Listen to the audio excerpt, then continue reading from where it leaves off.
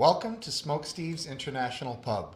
Tonight we'll be featuring a cocktail that contains London dry gin, soda water, lemons,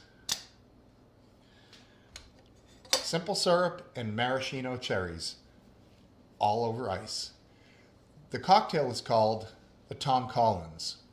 It originated in the mid-1880s in New York City, and the theory is that it is based on a hoax that was basically perpetuated on the public called the Tom Collins hoax. That was from the 1870s. It would start in a bar where you would ask somebody, have you seen Tom Collins? Have you heard what Tom Collins said about you? And people would start this rumor about this fictional Tom Collins. Newspapers got in on the act. It became quite a popular thing to do at the time. And obviously there was a lot of drinking. A lot of cocktails were invented at this time, including last week, the Whiskey Smash, invented in the same era and also featured in the same original bartender's guides. So, this cocktail, the Tom Collins, begins with, I'm going to use Bombay Sapphire. We're going to go with 2 shots.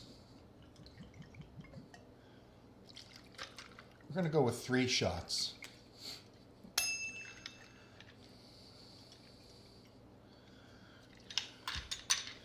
And we're just going to squeeze a bunch of lemon into there. It says a couple of ounces of lemon juice, so we're just going to let it ride.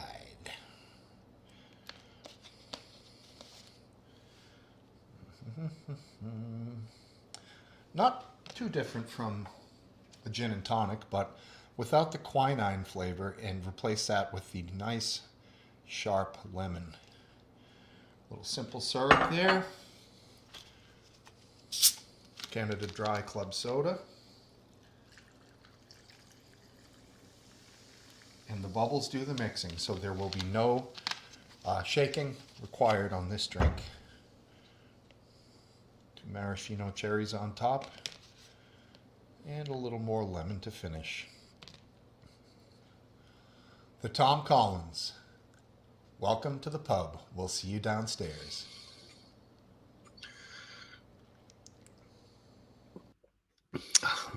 Hello, everybody. Welcome to the pub. Hopefully you guys got to see the whole video. I caught a lemon at the beginning with the tongs. That was supposed to be part of it, but I'm still kind of a baby with this shit, so... And Mr. Booth, I'm sorry there wasn't layers. I'm not there yet. I'll be there someday, bro. I'll be there someday. I looked up a few good layered drinks, and yeah, we'll get there.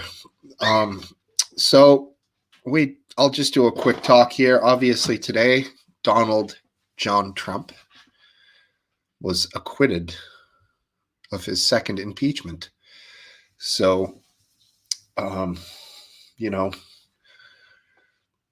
I guess, thanks, Aphid Lip. That totally distracted me. Might as well say, Jesus Christ.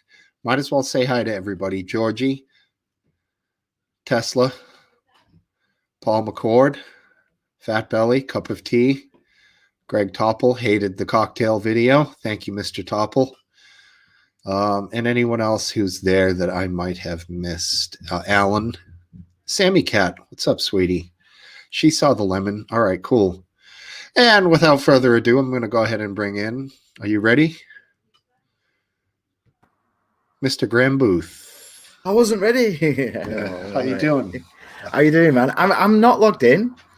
I did. It says log in, sign up free. So I'm like, I've got no. You could throw me out right now, and I couldn't throw myself back in again. Okay. I'm all right though. I'm in a good mood tonight. I'm not too bad. Tired. How are you, man? I'm very well. Exciting things that went on here in the country today. My phone exploded. I only know because my phone exploded. It kind of woke me up. Hayden was just updating me. He was going, "Oh, it's Trump 2024. It is then." And I was like, "Why? What the fuck's going on, man? Why are you bothering me with this now?" And yeah, it's because he's Yeah, I'm wearing my fat sweater again. Yeah, I am wearing my fat sweater again. Yeah, I am. Yep. Yeah, I found what Mitch McConnell said to be pretty compelling after everything was done. I don't know if you heard that. I've not been aware of any. As soon, I'll be honest. When I watched a little bit of it, and when they were like putting in, I don't know if it was Washington Post or something, but it was like when they were putting in quotes from news articles as evidence, I was like, I'm fucking done with this book. It's just a merry dance, man. I'm not interested. Like, if you unless you're going to provide actual evidence, I'm not interested. Yeah. And I've not followed it at all. So what did he say? Oh, he basically eviscerated Trump after the fact, and he basically said that his no vote was based on the fact that an impeachment result would only be removal from office. And since Trump obviously is no longer president, that he said constitutionally that he could not vote yes because it only applies to people who are in office. And, he basically tore Trump apart, about his actions, about his response. The live tweeting while everything was happening. And he really went at him hard, but the fact of the matter is he still voted no because A, he's trying to save his political career, and B, there is the off chance that Trump runs again in 2024 and, wins. So, well, it seemed to me, because it's obviously they weren't going to remove him. It seemed to me there was two things going on. There was, they wanted to make sure he couldn't run again, which I understand, because he could. I mean, he could go for a Senate position or whatever, just to get in there and get a voice again or whatever, couldn't he? Who knows? But there was stopping him from running again. But the main thing I saw from it, which again with them putting in shoddy nonsense evidence, it seemed to me mostly to be a bit of a circus for everyone to just say their piece, and like speak to their team or their tribe or whatever, so if you voted for Trump, then you'd get your bit where you were like, yeah, and then if you voted for Biden, then there was obviously quite a lot of like, oh, this is outrageous, never before in America, etc., etc. And it seemed like a bit of a merry thing, to almost a distraction from COVID and all that. They were all, because rather than like getting on with the serious business of running the country, they all get to spend a couple of weeks making speeches in and outside of the floor, and saying how they're the ones that are standing up for freedom in America and all that, when no one else is. And it all just felt like a bit ridiculous. I mean, and what would have happened if they'd have actually found it? If it had gone through, I mean, what are they going to do? Lock him up? No, ridiculous. After the impeachment, there would be a separate roll call vote, I believe, to see if he could run for president again. But you have to be convicted, impeached first before they do that. So he can still run for president. I suspect the plan is to let him run, but use the media apparatus to just destroy him. And it might be the case that if he does go third party, which people are saying he might do, from a Democrat's point of view, it wouldn't necessarily be a bad thing if he ran again, because they can wheel out all the smitties and the polarizing language again, they might be thinking what they thought the first time around when he got elected, of like, yeah, run, please do, and it would also mainly take away votes from the Republicans, because obviously, well, that's the other thing. Either he's easy to, either he runs as a Republican, in which case they're probably thinking it's an easy win, because they've obviously got the wall of criticism, some of it very, very justified, some of it absolute nonsense. But so he's either running as a Republican, in which case they think they're going to win, or he'll run as a third party, in which case, was it 10-15% of lefties would vote for him, in which case they're not that worried, because most of his votes are going to be coming from Republicans, Right, yeah. But I mean, wasn't it like 8 million Obama voters that voted for Trump? So it's not quite as down the line as the news and narratives would like you to believe. There are a lot of there's a lot of Obama people who are like Trump, because they, for almost the same reasons that they voted for Obama the first time around. They believe that if you're in buttfuck nowhere and you've got no job, and the thing with Trump is that's what he's selling. He's selling, we're going to bring jobs back. That's his pitch, right? And I think. But yeah, but obviously that lays way more on the Republican side, more now probably than it ever did. So yeah, the Democrats are probably loving it. Let him run, let him do it, even if they're not going to say it publicly, Yeah, I think the DeSantis. I think he's the governor of Florida. He's looking pretty strong these days for a Republican candidate. Sununu, the governor of New Hampshire, is also got some pretty good following going, but yeah, I don't think, like Amreb said here, he's not running again. Yeah, I agree. I don't think he is. I think a lot of people are making that noise, but I don't think he will do. I don't think he will. No, not for president anyway. Yeah, I hear you. I mean, who knows with fucking Trump? Who knows? But he'd have a better time being a commentator, being an influencer, being outside of all of that, The interesting question now, though, is, if the United States government hasn't impeached, well, they impeached, but they've acquitted him, why does he not have his Twitter back? Right. Is Twitter above the highest of your legal sort of system? I don't know what the terminology is over there fully, but, at this point then, is Twitter saying, no, well, we supersede...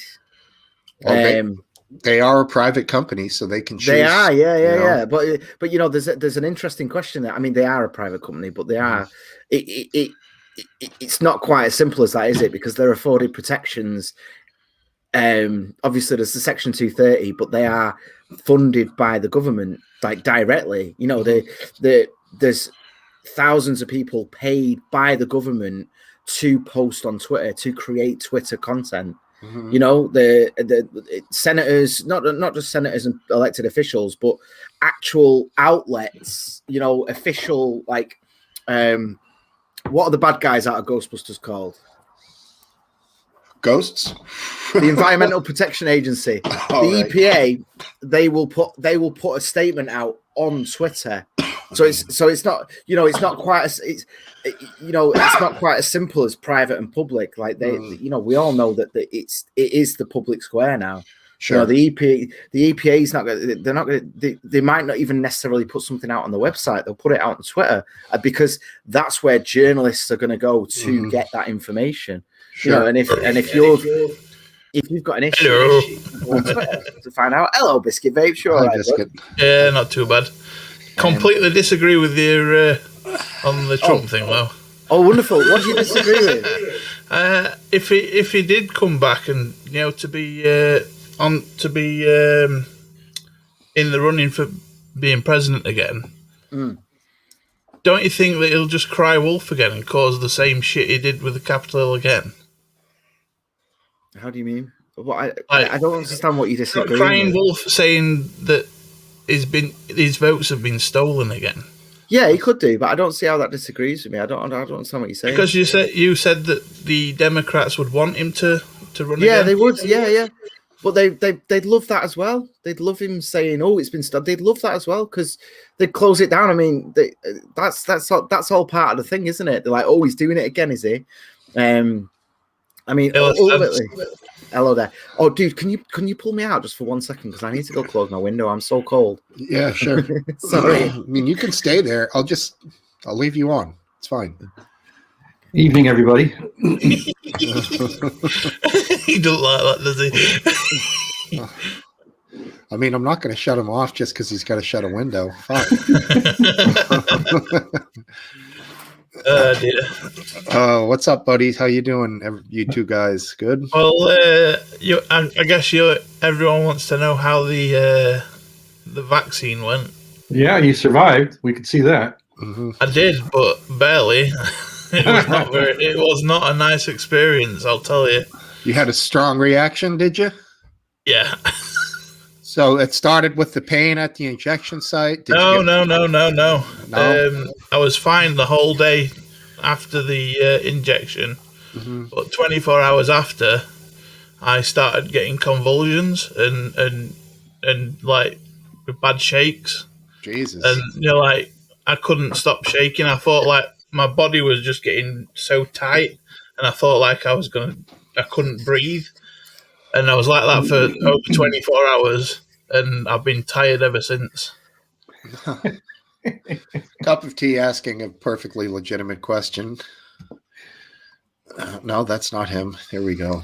Was it in the bum? All right, no. That is not a legitimate question. Everyone knows it's in the arm. Yeah. So how long did it take to get over the symptoms? The bad symptoms was the bad symptoms started after 24 hours, and then another 24 hours after that, I felt a lot better, but I'm still groggy now. Yeah. I've heard it from some pretty tough people who've gotten it either after the first or after the second. You will have a reaction. It's very rare that you don't. And there's even questions that if you don't have the reaction, maybe that it didn't trigger an immune response. So yeah. Well, I had the English-made Oxford vaccine. Mm-hmm. That's yeah. is that the one made in Stockport? Stockton. It's the Oxford one. Yeah, I mean, well, it originated from Oxford, but the factories won't necessarily be there. I don't know where it was actually made. I know a lot of my family are from Teesside way, so like when I found out the factory was in Stockton, I was like, oh yeah, go on, I want that one. I want that one. Made my I was saying when they were like it's Oxford, I was like, oh thank God I've got the one that's like just the flu vaccine. It's not going to do shit to me. And then 24 hours later, I'm like, oh God, I'm going to die. It's a weird thing because we got COVID. Oh, hey Dan, you all right, mate? Hey, we got COVID, and I had a bit of a headache, and I felt like shit for a few weeks. But then the missus got the thing where you lose your sense of taste. Oh no! But since she's had the vaccine, she now can't eat chicken or onion or garlic. Like, so she's gone the opposite way from losing her taste. She's now got like really heightened, like she can just taste sulfur. So we're eating like the most plain, boring meals. You know what? Did you say chicken? I already hear chicken? that. Chicken. She can't eat chicken. Yeah, chicken is it's weird you say benign. Because I got a loaf of bread. You know, tiger loaves. You know they're like ones you buy in stores that are like baked in store. The best bread. I had that for about 3 days, and I opened it, and it just wafted like weird. Strange. You dropped out for a split second. You dropped out then. Oh, I was just saying, I opened the bag of bread, and it stunk like yeasty and sulfury. Yeah, that's what she's got at the moment. It's really bad. Yeah. You're all right, Dan, mate. What have you been doing? What's going on with you? Well, I've been killing people in Among Us. Oh, you're still on that, huh? Yeah, I couldn't play it. I kept like someone would be stood next to me. I'd be like, I'd be saying the name in my head, like, right, so and so stood there, so and so stood there. Someone else would come in, and then that person would go away, and I'd still think it was the same person. I was just sat there, like, yeah, I did that. I just think of a color, like, oh, they were green. Yeah. But then there's two shades of green, and you're just like, oh, which green was it? Even that was failing. Have you got proximity chat on it yet? No, we've not been able to do that because people. You can do that, but it's not cross-platform. It's only a PC. We had it. And we have people on Switch, playing on Switch and phone and stuff. So. We did do it with everyone on PC one time, but then two of the people it just wouldn't work. Are they in Wales? But they're not just on Wales. They're like on a mountain somewhere. Yeah, they're out in the sticks in Wales, aren't they? And their internet was such that the proximity chat just didn't work because I was next to him for ages going, hello. There's nothing there. What's that? I'd love to do Phasmophobia at some point with you guys. That would be awesome. Yeah, I'd like to play Phasmophobia. That'd be a lot of fun. They've expanded it quite a bit now, haven't they? Yeah. So for anyone that doesn't know, Phasmophobia is like a 4-player game where you hunt ghosts. So it's like Ghost Hunters or Most Haunted, but you're playing like Ghostbusters for people hunting ghosts. Yeah. But you can't catch the ghost or kill the ghost. You basically just like you've got to find evidence that there's a ghost there and get the fuck out of there before it kills you. And when it kills you, its fingers come round your thing, and you just like. As you're dying, all you see is like the hands like that going across, like, but everyone else looking at you sees your body going like that, and it's like you can do it in VR as well, can't you? Yeah. I really want to play it. All right. I might Yeah, get it. in VR. Real quick here, let Scary. me just bring in our favorite communist, Hey, David Lipsky. Oh, Oh, he's got the Russian hat too. Comrades. Multi-screen aphid. He's here cool we with that. go. The mask is off now, is it? Aphid looks comfy, to be quite honest. He does look Oh really man, it's cozy, cold. Yeah. It's cold up here. I've got a blanket on my legs like an old man right now. I'm not fucking about. I'm with it. wearing a hoodie indoors and a hat, as you can see. I'm wearing a very thick hoodie. Yeah. Before the show, I was wearing nothing but my pants. So Oh, that might warm my heart. So if you want to get back into that, where's my? Here it is. Don't know if you'll be able to see it, but temperature of my house right now. There we go. Oh, it's What's that in 25 non-freedom units? 25 degrees C. Oh, it's backwards. That's why. Yeah, it's oh backwards. yeah, I'm thinking 54 degrees Celsius. I'm like, I thought it was Jesus. like Fahrenheit or something. The one on top, it's 25 degrees. So Yeah, I think it's about. Wait. Oh yeah, we're mirrored. It's been -5 around here recently. It's don't know, I minus think 2 mine's- outside. So It's not you're really at that you're cold, I at guess. 75 degrees Fahrenheit in your house. Yeah. Jesus. Wow. I've just plonked on 100 quid worth of gas, so I'm using it. Yeah, no, I got hit with a crazy bill just after Christmas. After Christmas when you're broke as shit and you're like, well, we'll just get through January. Halfway through January, British Gas fucked my bank account, so I've just got the heating off now for the next couple of weeks. That's because you're with British Gas. That's why.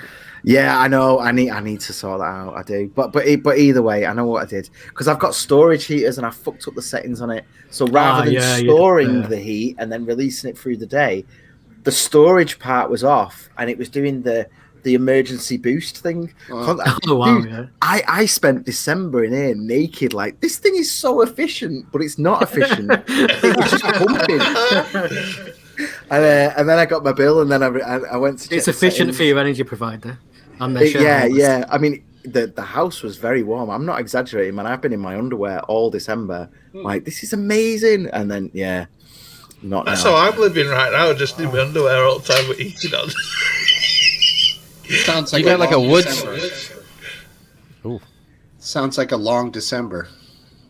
Yeah, well, ever since Aphid Lip cancelled his OnlyFans subscription on me, I've been. Well, that's what Graham called his OnlyFans for that month, the long December.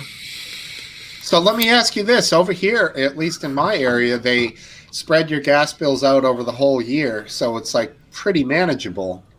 You can do that. I mean, it depends who you are. People pay weekly. People pay as you go. I think mine's set to 3 months. Yeah, you can get pay-as-you-go meters where you can you have like a card that you Yeah. can charge at a local shop, or you could just pay It's just gone direct super debit and bright. stuff. Well, that's my meter. You can't see what's on it at the minute because it's brightness, but I guess it's I- a smart meter then. I have I still have old school ones.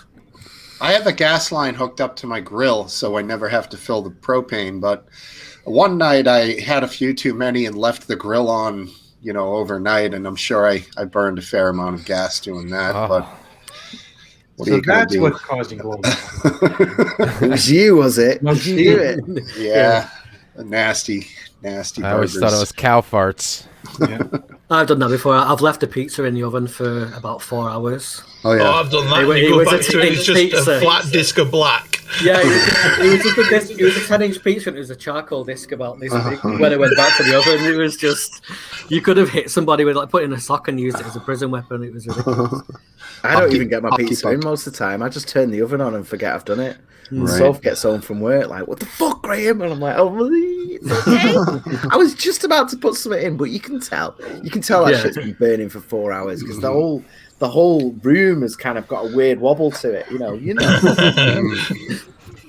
Hey, I'm gonna In a haze of blue smoke. right. I'm gonna bring in another guy here, Georgie. How you doing, brother? Hey, man, Hey, George. Begonia, that's a great name. guys. Yeah. Sniper. I'm going to migrate over to that name instead of the Cipher name. Might as well, get rid of the last vestige of Live Leap's connection with me. GGB is better. Shift over to where the winners are now. All right. Fuck. I've got to get. Oh, guys, have you seen any of the behind the scenes pictures of the studio the way it is now? It's like we've like we're giving those shout outs for Accounts Direct. Yeah. For a fucking good reason, man. Like those guys have really, really like given us the space. They've let us paint the walls matte black, so it's like a proper studio. Rather than I mean, you will have seen it how it was like all just like basically office walls and stuff, and like they're letting us decorate the whole thing, and we've got a proper switcher in there now and a proper sound and compressors, so when he shouts, it sort of cuts it down and things. And just keep those damn thieves. Is this the out. same one you sent the photo of Right. earlier? Fucking thieves. same one, yeah. Yeah. So So if you yeah, know anyone that to be needs honest. if you know anyone that needs tax doing, please get in touch with me so I can put you onto Accounts Direct, because those guys are fucking amazing. Like, seriously. Are they multinational or just Great Britain, Graham? I do not know. That's a very good question. You'd have to ask them. I'll ask them for you if you like. But I mean, That's a good question. I was about to start talking about clients they have them, but that's private information. Well, they do. Blah, blah, blah. It's like no. I can look them up. What's their name again? Accounts Direct. Accounts Direct. The whole deal is you just put everything in a box and send it to them, and they just sort everything out for you. But they're the people that let us use the space and let us film there, and they've like the whole time, even that we've done the show, it's come out of an Accounts Direct building. So there's like literally accountants all around us working hard so that the the bills are paid. So when Hayden is yelling cunt, cunt, cunt, then they can totally hear that. Oh yeah, it was great actually when we were upstairs. There used to be this window, so we had the big studio. It's when we had the big green screen up, and there was a window, like a full length, like almost ceiling to floor. Oh, hello, and we could see all the people, and he used to stand there just going, "Don't forget, we're better than every single one of them." It's like, there's someone just trying to work there, like right next to him, and he stood over him. Oh, that reminds me of a place I used to work had a meeting room, but it had like a big, massive window that faced out onto the credit control team. And those guys had no discipline whatsoever. So whenever anybody was in a meeting, they were at the window just like breathing on it and drawing dicks and anything you can imagine. It's just, yeah. So, Graham, let's work on something here. The sound quality of the fucking phones was terrible. Was it? To go back and listen to it, I mean, I'll have to have a listen, yeah. You guys don't do it on a platform like this, where instead of letting people call in, he could actually have somebody come on screen like this, not join in on screen. No. The thing is, the new desk we've got, the new switcher, is way more complicated. It's not like the idea is, like if we're interviewing people, now we'll be able to have a round table with 4 or 5 cameras on. And actually get people in and get lots of people in. And I'll be able to, I'll literally be able to go like camera 1, camera 2, camera 3, camera 4. I couldn't do that before. But because it's a step up to like pro gear, you can't just like pull StreamYard up and put it on it, because it's like, what the fuck are you doing? That's another $5,000 for the gear that does that. And it's like, well, we don't have that yet. So we're literally like, we're resetting it again. At the moment, it's the audio. I'll have to go back. The mic for the calls isn't that good, but it's never been that good.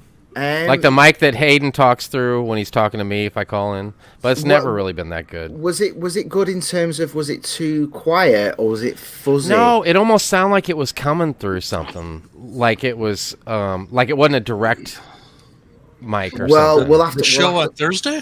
I'll have on Thursday. Yeah. To our ears, if we call in, like Hayden doesn't. Yeah, that didn't sound good. But I thought that the whole show had tremendous sound when Hayden was talking. Then you go to the phone call section, and half of the conversation, the person sounds like they're on the phone, which is well, they were on the phone. Yeah, we did. I know they are. You said that I'm sorry, Steve. Go ahead. I interrupted you. No, I just mean like. I wonder if there's a better way to get a digital signal, Let me look into it. Like, it shouldn't be an issue, because basically you're literally phoning Hayden's phone. Right. And all it is it's a Bluetooth connection. We can do a wired connection, which I'll try that next time. Your Skype is resist media, right? Yes. Yeah. Yeah, because that's what I was trying to dial the number off Skype, and then later, I heard as you were taking the calls, I heard resist media, and then I couldn't get to my Skype and program it in time to get on. But I mean, your best bet is probably WhatsApp, because that's just a digital Wi-Fi call. Just WhatsApp call the number. But bear with us, guys. We are just building it all. And right. No, and I guess my point. I'm not watching again because it was just that bad of a quality. My point isn't a question of the sound quality of the telephone calls. My point is only like I'm talking to you right now in the UK, and our sound quality, if you listen back to this, is going to sound great, but the sound quality between the conversation on the phone just is not at this level. I'm gonna have to look into that. Well, I know one of them. It was an actual phone call. Someone phoned. Right. And that's always gonna. There's always gonna be a drop there. But I'll have to have a look. The problem is it almost sounds. I'm sorry. Go on. It might be a codec. I was gonna say it almost sounds like you're holding the phone up to this microphone. That's kind of how it's. See what I'm saying, Smokesteve? Yeah, that's what it kind of sounds like. You know what I'm saying? It sounds like a codec. No, I understand. As if it's unless like Hayden's Bluetooth connection interrupted, so you were literally because his mic is there, so and his phone is here, so. Well, maybe that's what it was then. It might be the case that if the Bluetooth dropped, maybe that's what was happening then. You could literally hear the phone and you were talking. Right. Yeah, but he had headphones on, didn't he? He did, yeah, he did. So he was getting audio through the headphones. Yeah, but he was listening to the monitor though, so he but the call would have been coming through the Bluetooth to get to his headphones, correct? No. They don't go to his headphones via Bluetooth. No, he's listening to the overall show that's going out. Okay, so he was hearing it muffled like we were. Two computers down what he's listening to. Right. I guess I'll have a look at it. I think knocking Bluetooth. It wasn't like it was It wasn't unlistenable or anything. No, it was fine. I think Smokesteve's being a little bit of a prick for pointing it out. Well, no, but if you don't tell me, I can't fix it. He's right. I'm trying to advance the show, the community. Yeah, you're just doing a victory lap. Bring it up. You know what I'm saying? Did anyone see me catch the lemon earlier? By the way, what's that? Did you guys see me catch the lemon with the tongs? Yes. All right. I don't know what that's a euphemism for. It only took 20 I was thinking the same thing. It sounds like some kind of weird Mr. Miyagi thing. I'll be honest. I saw you catch the lemon. I was too busy raging at lack of even attempting the traffic lights. I know. I found a drink. I'm gonna do down the line a layered drink for you, but dude, it's expensive. I'd be buying all kinds of weird liqueurs and creamy shit that I'll only use once. So I got to build my way up to that. In fact, I was going to make a drink that I won't tell you the name of that had you rinse the glass with absinthe. Called the liquor store. They're like $69.99. I'm like, so I'm going to buy a bottle to use it once, but the cocktail is stellar. Oh, baby, it's awesome. But well, maybe you'll make the cocktail several times and it'll become your thing. Yeah, I'll get there. You know, if you just buy everything in fancy bottles, you can just display them and then you have an order. Yeah, we won't know any better. Right. My wife was like, just fake it. Tell them it's absinthe. I'm like, I want it to be authentic. You know? I know a guy who bought a bottle of vodka use in water. a glass skull just because it looked good. He doesn't even drink the stuff. Yeah.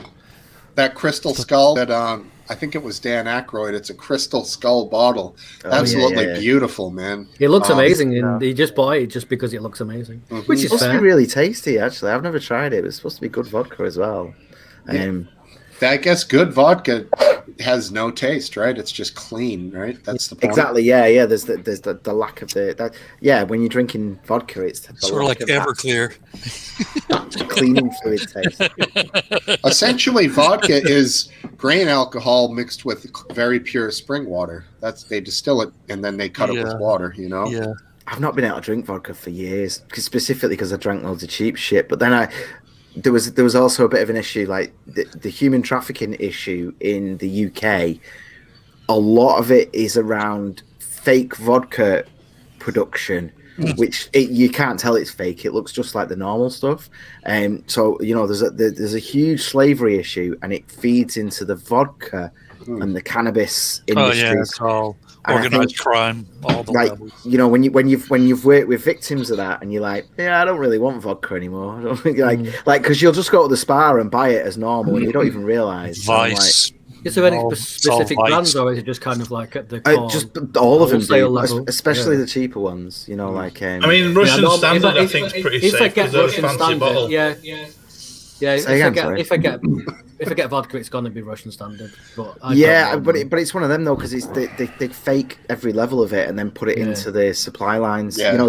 These people are sneaking live human beings in coffins across the border, like putting fake vodka into supply lines is the least of their worries at that point. It's really not hard. So you'd go to Sainsbury's or Tesco or whatever and just buy it as normal. You wouldn't even know.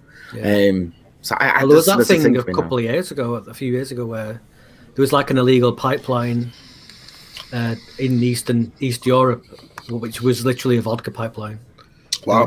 They were just piping vodka through a pipeline that they just put over a border, just like it's like not even like natural gas or something. So just vodka, vodka pipeline. Did you see that YouTuber? He's done that, hasn't he? He's just bought like one of these exclusive mansions in not Hollywood, but outside Hollywood where they all live. And he's literally just a YouTuber that went viral. And he's plumbed in, like, I can't remember if it's like pina colada or some bollocks like that, but that's on tap now. And he's like doing all the trashiest, like, awful things you might imagine, like out of like an 80s comedy if someone suddenly got rich. And he'll get views and ad revenue. Well, that's the thing. As well. He's living next door to like Matt Damon and Tom Hanks. In the 80s, he's just there doing his TikToks. Like, he must be so fucking annoying for him. Yeah, bless him. Good for him. But damn right, good for him. Yeah. Man. I'm happy for him. And what would you have on tap if you sort of won the lottery? What would you have there whenever you wanted it? Mayonnaise, probably. Mayonnaise, gravy, Monster Loco. I didn't even go for alcohol; just went straight for mayonnaise. So wait. You need mayonnaise in several rooms on tap. Yeah, definitely. Like, it goes with everything. By the pool. It's not catering mayonnaise. It's got to be Helmets in every room. That's it. I don't know. I'd have mango Monster energy drink on tap. Artificial beaches. Yeah, if it had to be a specific drink, a Monster Pacific Punch would probably be the best one for me to have. Well, not for my health. I would probably die of kidney stones. Oh, yeah, that's what it is. Oh, yeah. Okay, so I got to remember. I've come up with a conversation piece, and then I forget about it. Did anyone hear about the tanker truck in the U.S. here? That there was a 911 call, and the guy said, "We're stuck in this tanker truck on the side of the road. Can you come and save us?" And then the call dropped. They imagine it was like, they think it was coming over the border from Mexico, and it was like human trafficking. And I think they're on the lookout for this thing. I don't know. This was a couple days ago. But yeah, I remember this being a plot in a film. Yeah, but there's like, it's no liquid. Yeah, but people climbed inside of it, and that's how they got smuggled over the border, and they're all just standing in there. Yeah, pretty funny. So was it someone inside the tank that made the call then? Correct. Right. And he was like, I think maybe it's probably a steel tank. It was breaking up. It was a very shitty connection, and the 911 operator said they could hear people in the background screaming. You find that funny, huh? I'm sorry, I do. Jesus, this guy. After last week's comment, I know. I'll hold on. This is what you get with communists. Yeah, he's channeling his inner Russian. For some reason, it reminds me of a thing I saw where somebody was on a skateboard inside a cement mixer while it was spinning. Oh. I don't know why that came to mind for that, but yeah. So did they stay stationary? Yeah, and they were trying to stay upright while the cement mixer was spinning. Not bad. But don't cement mixers have ribs inside the barrel? I suppose some of them do. This one didn't. Maybe they take them out for the stunt. I don't know. Maybe. Truly, Amy. Yeah, did it sound tinny when they made the telephone call? Like, was it real? You think? They were probably trying to call Hayden on the show. Yeah, you would expect a lot of Got reverb 911. inside a steel tank. It was on my work homepage. I think it's Microsoft News. So who knows? It could have been completely fucking fake. You know what I mean? At least it's not real hot out.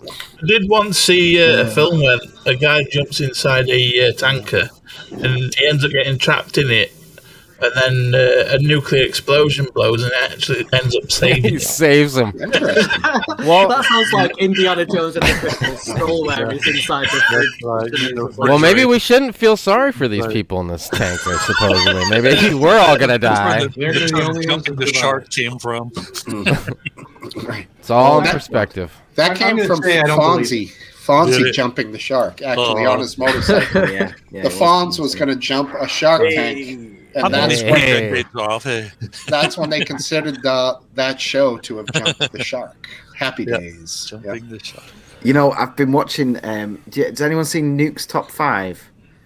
They do. I think I've talked about it before. It's a YouTube channel, and he aggregates ghost videos from around the world, and it comes out once a week. There's a new one, and it's always new videos. You know, it's like even now they're talking about it's like 2021's in the thing, and but he edits out all the swearing and stuff. So I've been watching it with my daughter. You know, we're sort of eating pizza and that, and we'll sit there going, oh, and I've been watching so much Nuke's Top 5. Some of it's really good. Like some of it you can tell it's fake. Some of it's really fucking creepy, man. Well, who And- cares if it's fake? It's entertainment. Well, that's the Yeah. thing. It is. It's really entertaining. But you see, there's a light here. You see that shadow on my face. There's a light there, just up there. I just looked down there and saw my own shadow moving and just went. Because I've been watching so many of these things at the moment. I was just like, oh, it's That meant definitely a there's monster. 6 more weeks of winter. Yeah. I'll tell you what, this week's Nuke's Top 5, though, there was one where it was a nanny cam of these kids. And, you know, that it's triplets. And they must have been ages 2 years old, something like that. And all 3 of them were looking at the same wall and going, hi. And then, like, they got really scared and they were shitting themselves. And it was like, oh, man, if you manage to fake it with kids like that, then respect to you. But if not, what the fuck was that, you know? When people tell stories like that, I love that like tingly feeling you get. Yeah, back dude. it. The stuff with the young kids is the scariest, and he's really, really good. Like he really works to verify that it's whatever, and he doesn't. Sometimes you can tell it's definitely fake, but it's always creepy as fuck, man. Nuke's Top 5, check it out. I will put that down. Like when I was Like a a kid, nuclear bomb. when I was a kid, my bedroom was like L-shaped. Like you went in the door, and then there was like a closet on the left where the boiler was, and then you went round to the room proper. And my bed was there near the window. And like every time I watched something like to do with ghosts, I always thought, what if there's somebody around that corner of the bedroom where I can't see? And I just used to just slide out in bed, and I just like, oh, there's somebody there, I get up, look, nobody there. What's this? What's this? Is this a Yeah. person? But yeah, it does. It messes with your head. Even if you're the most skeptical person, when you've been watching it for a while, it's just a bit like, what if? We don't know everything, so. Yeah, no, we My don't. cat does though. He always gave me a judgmental stare for waking him up. I love it though. The good thing about Nuke's Top 5 is he always goes, meanwhile on TikTok, and it's just like letting you know this is a TikTok video, so it's definitely fake. But it's so cute anyway. It is. It's good. I'm addicted to him. I've been trying to convince Hayden to go on a ghost hunt with me. Because we've got the little cannons, man. I love it. Like, you know, going somewhere really, really spooky and staying there until we shit ourselves. Right.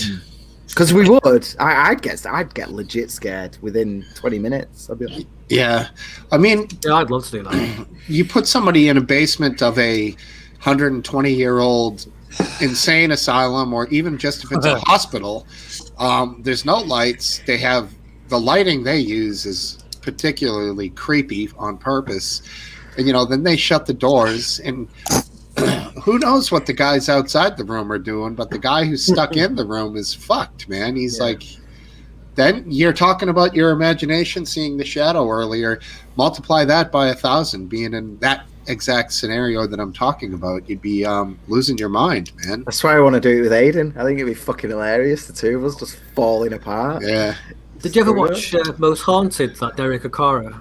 Yeah, I went to see it once. Like they used to always film those. I'm pretty sure pretty much all of them were fake and dramatized and stuff. But they used to visit the creepiest locations, like old Victorian, like sanatoriums, Well, like, that really bleak Derek tiled Acorah walls.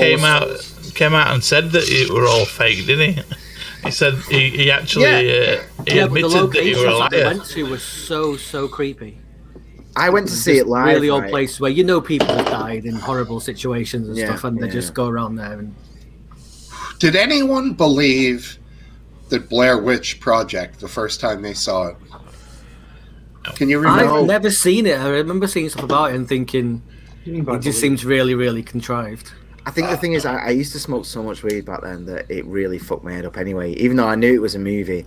But I think Blair Witch did better at film festivals when no one knew what it was. Right. Because there was no opening credits or anything. They just popped it on and it had more of an impact. But the problem when I went to pay to go and see it at the cinema, there'd already been so much fuss and stuff about it that you kind of knew it wasn't real. And it wasn't just outside DC. It's like yeah, it was north along the Potomac there. Yeah, but what I've seen of it looks like a bad Goosebumps book in a film. I mean, it was good, and there's a craft to it, and it's certainly like it's weird seeing it now because there's been so many found footage things. But I think at the time there hadn't been a lot, and the ones they were like Cannibal Holocaust or whatever, they would like played for gore and being over the top, whereas the sort of selling point of Blair Witch Project was that you didn't really see much of anything, did you? You just sort of I don't think you see the witch really at all. No, you don't see anything. You hear at the end you see the guy like standing there with not moving, but that's that shit in the corner. Yeah, I was thinking. It's weird you say this. I was thinking about Blair Witch a couple of nights ago, and I was looking it up, and someone had set a challenge for like if you're 20 now, which obviously you were born when Blair Witch was coming out. Yeah. Watch it now. Like, turn your phone off, watch it, and what did you think? And there was one guy who watched it with his girlfriend, and she said it was rubbish, and she wasn't scared at all. And then she went out the room, and when she came back in again, the boyfriend was stood in the corner with his face to the corner, and she screamed the place down. Yeah. So it's like, so as she watched it, obviously had some effects. So she thought she wasn't scared, but it had actually that standing in the corner thing does stay with him. Man. Well, they were first to market with, that's called the found footage genre. Right. And they were, because they were first to market with it, they scored the big bucks, and then everybody else figured out how cheesy it was. Yeah. So they're all over the place now. I think Paranormal Activity did it better. Every now and then they do it well. Yeah, it's done well every now and then. I'll take back what I just said. It's not always cheesy. Sometimes it's a good production. Usually it is. I think I do like that as a way of doing things where the thing that's supposed to be scary isn't ever on camera, or is kind of just only ever alluded to. I think it's difficult to do right though. I think because you can like the movie Jaws, for example, has two parts of this conversation. For one, there's a part where I believe a diver's camera captures some bizarre images of the shark, and they find the camera. It might have even been Richard Dreyfuss dropped the camera and took a few images as he was looking under the boat. That's when the dead guy came out, with the dead guy's head. But also in the movie Jaws, they didn't show a lot of the shark. And then there's the part when he's throwing the chum in the water, the fish guts and shit, and the shark comes up and he says, "We need a bigger boat." That was cool because you saw the shark for about 1.5 seconds. Yeah, then later in the movie, when the shark eats Robert Shaw's character, it's kind of flopping around on the back of the boat, and its mouth looks all mechanical, and it kind of loses all of its like total scary like aura of like this fish that's following the boat. Now it looks like a cardboard plywood animatronic thing. You know what I'm saying? So I think the name of the shark is Bruce, by the way. I'm almost sure that they nicknamed that shark Bruce. Definitely sounds a lot less scary than You don't want David Lynch is good at that minimalist showing and still scary feel to the movie. Yeah. He did Wild at Heart, man. That's one of my. Oh, that's a great movie. Yeah, one of my. Really? Oh, that's. Yeah. See, we got common ground, Cypher. Yeah. I Sh- said you're not half bad earlier on this. I know. I'm just kidding with you. M. Night Shyamalan tries to do the not showing the Yeah. but I don't think he's that successful, even though he's got popular So movies. you know that I think that he did last that one. well with Signs, but not any of the other ones. I think Signs was good in the way that it did. Like there's a bit with Joaquin Phoenix where they're watching the video with the tinfoil hats on, and they just see the alien just cross the screen on the news. Yeah, that's. I think that was a really, really well done scene. And the ending wasn't great, I didn't think, but when the alien is in the. When the alien's in the cupboard too, that's pretty good. Yeah, too. that's scary. Where he's using the knife to get a reflection underneath the door. That's a really good its hand comes out. Which movie is this? Signs. Signs. Oh yeah, Signs. What was his movies progressively got worse. But then that Mel Gibson movie, right? I think it's coming up again now though, because he's not got. Yeah, that last with the kid, the little kids going to the grandparents' house. That wasn't that bad. It was watchable for sure. It was. Yeah, it's like a curve for him, isn't it? And I think Is that the one called Don't Look or something? I can't remember. But it was I think one of his last he has ones. a negative reaction to higher budgets. Like M. Night needs lower budgets. And hello, Topple. Oh, hey, man, you all right? Topple, what's up, buddy? So Greg, can you see me? Yeah, we can see you there. I ain't getting nothing on my side. The microphone's in the way, but We can see you. We can see you're coming in. you. You're coming in crystal clear. You look like sexy as hell tonight, Topple. Yeah, especially with the hearts. You don't need to see yourself. Oh, he's gone just like that. Sorry, man. It wasn't gay. It's not gay if you have a heart in front and behind your name. I barely twitched. I hadn't even had a chance to sneak my hand down there at all, and he's already gone. What was the movie that was seemingly like they were in the early 1800s with the creatures that were Village? like The Village? Yeah. That they tried to do the not showing the creatures or whatever. Quite a bit. But then the end, when it turned out to be a whole bizarre social experiment and they were really like in the middle of a city, that was fucking dumb, dude. I did not like that. I would have preferred the village. The creatures attacked and killed everybody or something, like give me something. Cowboys and Aliens was, semi fun to watch. That was a pretty good movie. Oh, what's his name? The James Bond, the latest James Bond was in that. Do you know what, man? Cowboys I can't vs. remember his name. Aliens.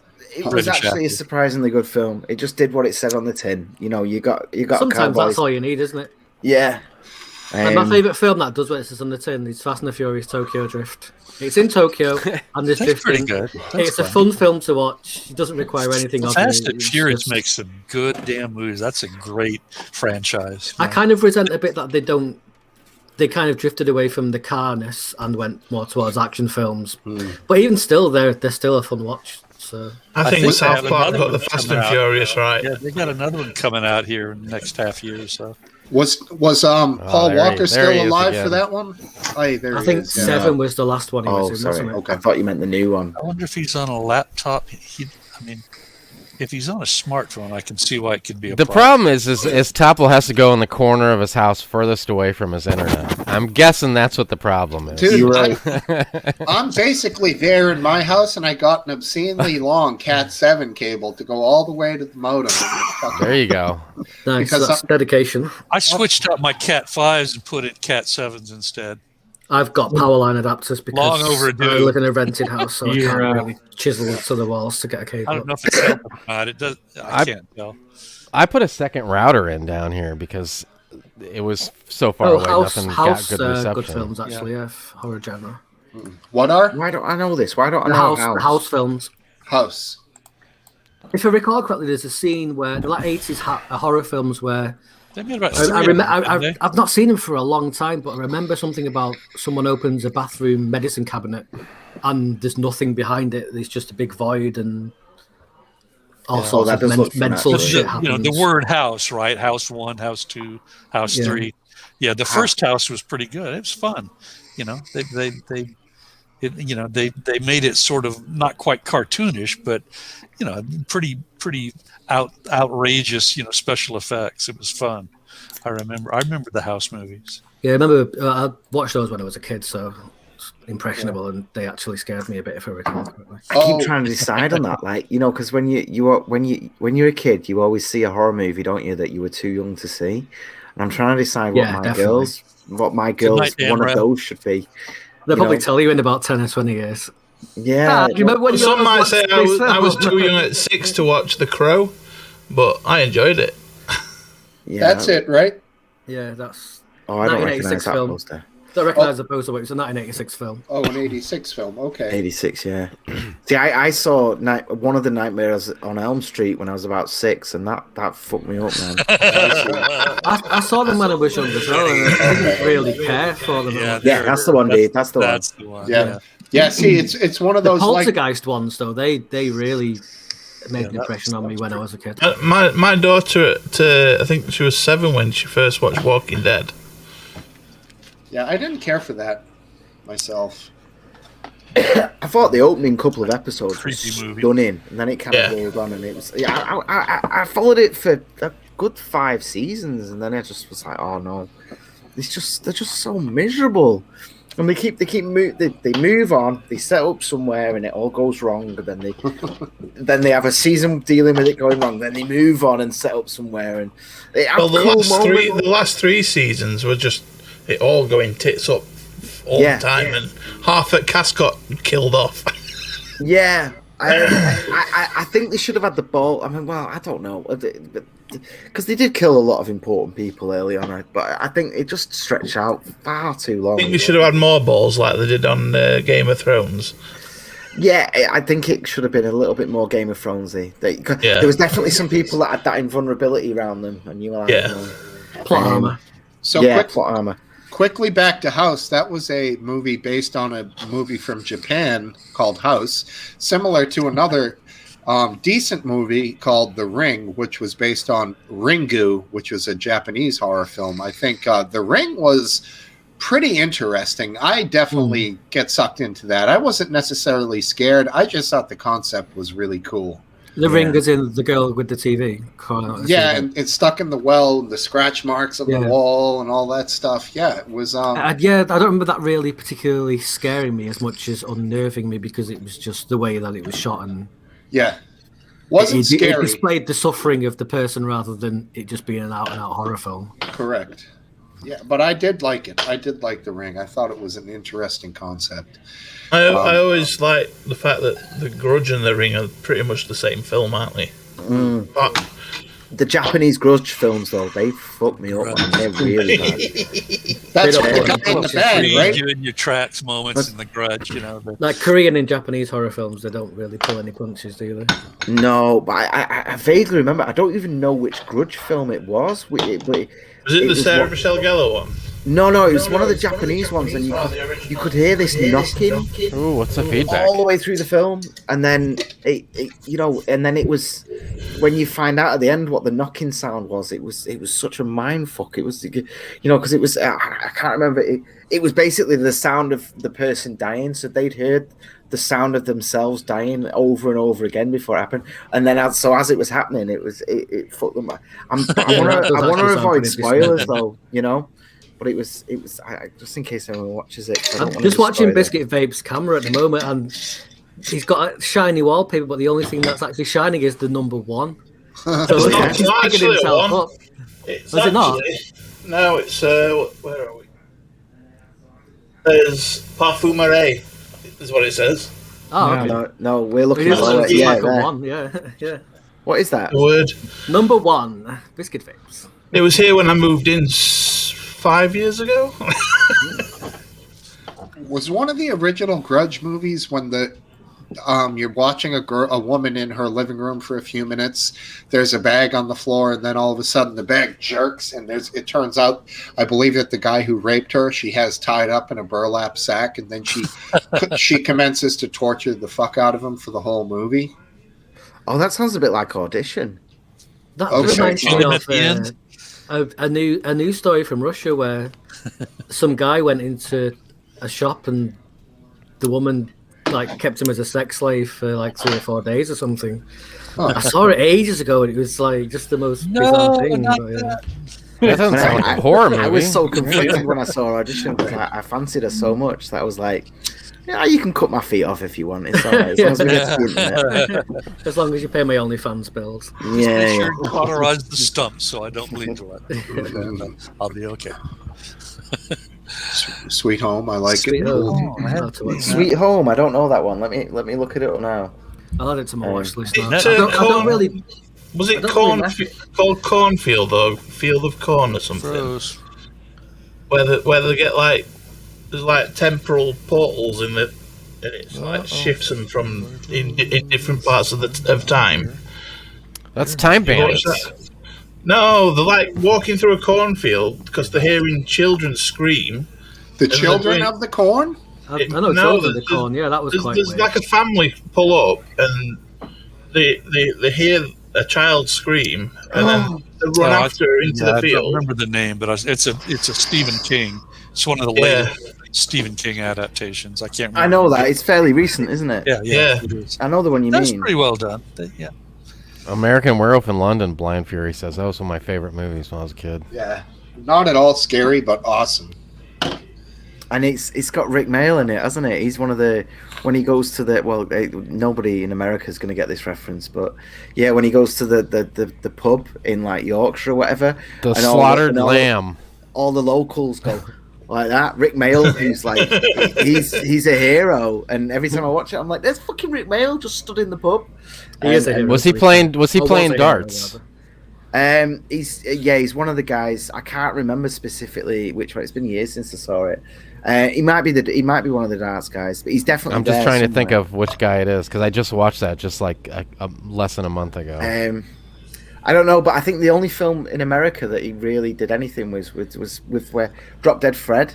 Yeah, Drop Dead Fred's is probably his most famous one. But I know him from Bottom, which is just the most crudest. Yeah, come across. he's a national treasure here, man. Topple. Tipple, no. Yeah, we can hear you and see you. You can't see us, huh? No, I can see you now. Oh, I'm on a good. different laptop.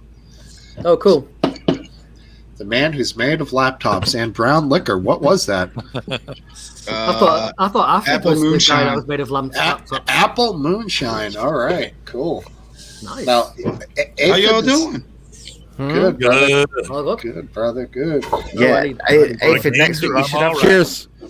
you should have the Gandalf's, the Gandalf GIF on all your screens going. Yeah. That takes so means- long to reset them up because I used to do that because when I had my Canon, my CLR hooked up for a couple weeks, but you could make out what was on every one of these screens, and it's mostly like family pictures and videos and stuff. So I switched it over to like Smokesteve. I put trigger warning on one. I put a bunch of different stuff, but it took so long. I was like, nah, I'm just gonna go back to my crappy webcam and put it up there. Let me ask you, computer guys, something. So I was looking, I could get an HD lens, clip-on camera lens, which is like a high-quality thing, but it's not a camera. Plug it into the USB on my laptop here. Would that give me better quality video, or would it be the same? No, I don't think your quality is all that bad. Just your not at backdrop. all. You can't really. You can't depends. Just increase the everything quality of everything the- going on with the screen is pretty much if you could change everything, but the quality of the video is all right. Yeah, I think what you'll probably do is it'll soften the image to make it seem like it's better, but it won't actually increase the quality. Right. Because it's the same, whatever, 1900 by 800 or whatever. The computer's not going to, it's not going to be any better, It's only so many look bad. megapixels. Okay. It Yeah, doesn't look you're not bad. going to increase the resolution like that. You just, Now, what I I'm- just it'll feel probably just be make out the invisible shit in the pixels. background better. What I'm thinking of more is when I make the drink, because that looks like shit because it's Whoa, much whoa, bigger, whoa. Film it with your phone then. No, I tried, but I couldn't import the video, and then I got Oh. frustrated. It looked Okay. fine, Steve. You don't have to be perfectionist about it. You're doing, Dan? PMing me. You know that Abuse. perfectionism is actually a That religious was ages ago. cult. With the Perfectionism. times. Interesting. Yeah, Cult. don't pursue perfectionism in general. Yeah. Quality, yes. Perfectionism, no. What's going on, I'm gonna go get a Tipple? refill, so I'll be blank Management for a while. advice. Living life. Happy Is Valentine's it cold? Day. Is it cold up Happy there? Valentine's Day to you. It's 22 degrees where I'm at. Oh, it's like 3 here. Oh, I've just That's realised- coming your way. It's coming your way. Freezing cold. The polar vortex. Yeah, you get that vortex. It's all right though. I mean, cold is good. We've been getting snow too. The You cold's guys been good, getting yeah. snow? It's snowy. There's some I got snow. about 10 inches of snow outside right Oh, now. I don't got that We're much. all the way down to 76 today. It was terrible. Oh, Oh, you son of a man. bitch. I know. I rubbed that one in. About what I used to my go to- I indoor used to go to- temperature is. I used to go to Florida every Thanksgiving. It was Yeah, something's awesome. going on with biscuit base. Yeah, cool. I must have Yeah, we go to my West Palm tree. Beach. We would. I grew up with my dad drag race, so we would go down to West Palm Beach. There's a track, Moroso Motorsports track. It's in just inside the border, and then we would go over to the other side to Sarasota, and we'd do 5 days in West Palm Beach and 5 days in Sarasota every Thanksgiving. It was awesome. Cool. I think that's just West Palm Beach, and that just north of you. West Palm Beach. No, that's a pretty good ways south. Oh, south of you. Yeah. I thought you were in Fort Lauderdale. No, about 20 miles. No, that's McGrand. I thought you were close to him. No, I thought you guys were neighbors. Oh, no. I'm about 20 miles south of Daytona Beach. Oh, okay. Yeah. You guys don't go get coffee then. No. I think Topple went down there and had vacation with his family with him, I think, one time. I have a house in Fort Lauderdale. Do you? Yeah, we Well, rent it out. Do you? Ooh, pretty cool. Yeah, you're right, Ella. It was In the Tall Grass. That was the movie we were thinking of. I don't think I've watched it again, but it was good. But I wouldn't watch it. It's again. good for one watch, isn't it? Yeah. Cypher, I was just thinking about that movie, Wild at Heart, the other day. First of all, the snakeskin jacket is one of the best scenes in any movie, I think. But when Bobby Peru was pissing in the toilet right before he put sexual advances onto Nicolas Cage's girlfriend, he was talking about how you can hear the deep sound of Bobby Peru. His piss, his piss was hitting the water. That deep sound of Bobby Peru. What's the last name? Willem Dafoe. Willem Dafoe. Yeah. That's one of the creepiest characters he ever. Oh man, he's awesome. He's got those prosthetics in his mouth. He gets right up in her face. He's like, "You remember the Tonkin Bay?" Oh, he was something else. Last Dance Awake? I'm awake. Oh, okay. Yeah. I don't Dan's remember that movie. Dan's sending me abuse in DMs here. Dan, can you just he's abuse got to me in report the me to public Discord. comments? Look, everyone else calls me names there in the comments. Can you just do it there rather than privately, please? So it's all my bullying's in one place. I mean, I could just call you a cockface on stream if you like. Oh, Wild Thing. Yeah, I'm thinking of Wild Thing. It's a different movie. Okay, I talked this over with a few people, here within the community here, but I talked with other people too. And I'm into my 5th week now, and I'm no longer concerned about divulging this to everybody. But at my age, I'm a senior citizen and retired. I'm going for my bachelor's degree, and I'm taking 18 semester hours for the spring semester, and it's spring A and spring B, and so I'm taking 9 hours for spring A, and it's going to be in management, which I've been a business owner of 2 different businesses before I retired, so I'm really excited about that. And I just I didn't want to tell anybody because I got the feeling that there could be interference. I was so active on the conservative side of the ledger, and rowdily so, that I was afraid that someone might somehow get in and be able to give me a black eye and smear me to the college I'm at. But it's an all virtual online college, and it's I no longer fear that, and I So also was worried Your about whether degree I is in critical race theory, you say? That's right. One of those conservatives is prepared for race theory. Radical feminist studies. Yes. Yeah. You know, my, What my is it you're first, getting a bachelor's in then? What? What is it you're studying? Supervision and management. see, my first reaction then when you said about like, because if you're a conservative, like, people cancelling you and trying to harass you and stuff like that, my first reaction was don't be ridiculous. And then I thought, oh wait, like every time I open Twitter, something like that is happening. Well, that's Like, so It's always my Twitter Twitter as well. account. It's always Twitter.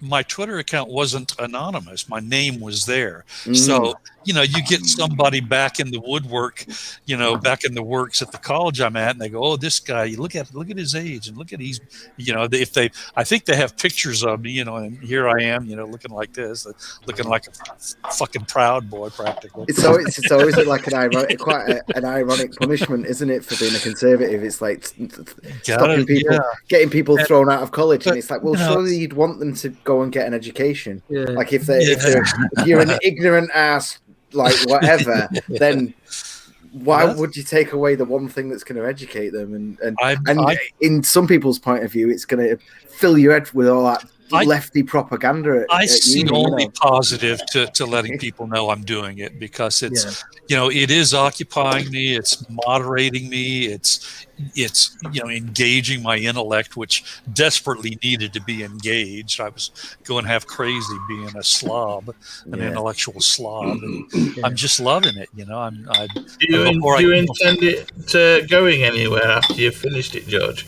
It would probably be in like directing nonprofits, or I might possibly want to do something online. It's not just an academic exercise to keep you going. Yeah, it might end up being just that, but I'm just loving it. Before the show, I was studying. I took two chapter exams on 2 different chapters on supervision and strategies and such for strategic planning. It's like, oh yeah, and it's funny. I'm still got that passion. When I get something wrong, fuck. Yeah. I might, nobody can see me. It's not like I'm in a classroom taking a test. I can see me in a classroom. I'd be the same way in the classroom. Oh man, it's never too late to learn, is it? So that's the way you stave off any mental, not mental, but like intellectually sort of degenerative diseases when you get old, is to keep your mind active all the time. Finding the right word. I went to school at Louisiana State, Florida State, Santa Fe Community College, which is in Gainesville, about 10 miles away from University of Florida, and then Daytona Beach Community College. And, I just accumulated massive amounts of hours and an associate's degree. I have an associate of arts degree. And I have this, a whole bunch of, stuff transferred in, as applicable credits. So I really have only the core sequence and I think 6 other hours, 2 other courses. So it's really doable. And I should have the degree. I seem to have a real strong,